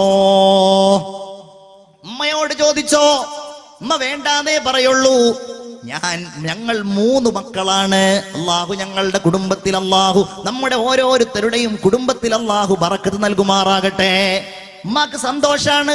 പലപ്പോഴും വസ്ത്രം വാങ്ങിച്ചു കൊടുക്കുമ്പോ ഉമ്മ വേണ്ടാന്നേ പറയുള്ളൂ. എന്നാലും ഉമ്മ വാങ്ങും. ഉമ്മാക്ക് അധികമായി തോന്നുന്നത് ഉമ്മ ആർക്കെങ്കിലും ഹദിയ കൊടുക്കും. നമ്മുടെ ബാധ്യതയാണല്ലോ, വാങ്ങിച്ചു കൊടുക്കണം. നമ്മൾ ഉമ്മായെ സ്നേഹിക്കണം, ഉമ്മായെ സന്തോഷിപ്പിക്കണം. ഉമ്മായെ ഒരിക്കലും നമ്മൾ ദുഃഖിപ്പിക്കരുത്. ഇബ്നു അബ്ബാസ് റളിയല്ലാഹു അൻഹു പറയുന്നു, അതിൽപ്പെട്ട ഒന്നാണ്, ഒരു ചെറിയതുപോലും ആവരുത്. എന്താ പറഞ്ഞത്? നിങ്ങൾ അവരോട് ഉഫിന്ന് പറയരുത് എന്നാണല്ലോ പറഞ്ഞത്. അതിന്റെ വ്യാഖ്യാനത്തിൽ കാണാം, നിങ്ങൾ വസ്ത്രം അവരുടെ മുമ്പിൽ വെച്ച് കൊടയരുത്. കാരണം അതിൽ നിന്ന് വല്ല കരടും അവരുടെ മുഖത്തേക്കായാലോ അല്ലേ? ഞാൻ അവസാനിപ്പിക്കുകയാണ്. ഇതിലൊക്കെ ഏറ്റവും വലുത് നമ്മൾ നല്ലവരാവുക എന്നുള്ളതാണ്. അതാണ്. അങ്ങനെ നല്ലവരായി അങ്ങനെ ഉന്നതരായി ഉമ്മാക്ക് വേണ്ടി ദുആ ചെയ്യുക, വാപ്പായ്ക്ക് വേണ്ടി ദുആ ചെയ്യുക.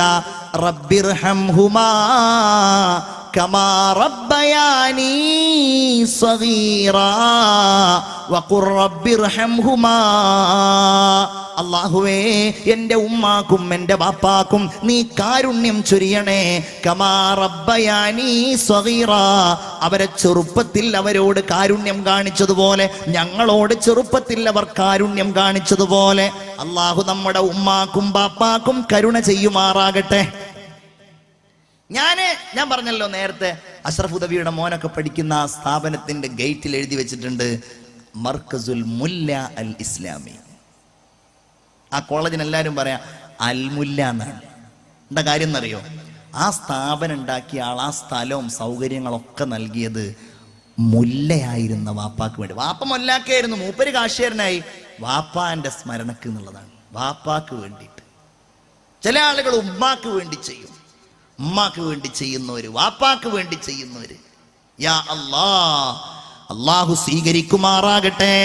മാമിൻ അബ്ദിൻ സ്വല്ലൽ ഫരീള, ഒരു മാതാവ് ഒരു അടിമയുമില്ല, അയാൾ നിർബന്ധമായ നിസ്കാരം നിർവഹിച്ചു. വദആലി വാലിദൈ, എന്നിട്ട് ഉമ്മാക്കും ബാപ്പാക്കും വേണ്ടി ദുആ ചെയ്താൽ ഇല്ലസ്തജാബല്ലാഹു ദുആ, അല്ലാഹു ഉമ്മാക്കും ബാപ്പാക്കും വേണ്ടിയുള്ള അവന്റെ ദുആ സ്വീകരിക്കുമെന്ന് മുഹമ്മദ് മുസ്തഫ സല്ലല്ലാഹു അലൈഹി വസല്ലം കടമകളിൽപ്പെട്ടതാണ്. അവർക്ക് ജീവിതകാലത്ത് ദുആ ചെയ്യുക, മരണാനന്തരവും ദുആ ചെയ്യുക, അവരുടെ പേരിൽ ചെയ്യുക, ദീർഘായുസിന് വേണ്ടി അവർക്ക് ചെയ്യുക. അവർ മരിച്ചു പോയവരുണ്ട് എങ്കിൽ അവരുടെ ഖബറിലേക്ക് അവർക്ക് വേണ്ടി ചെയ്യുക.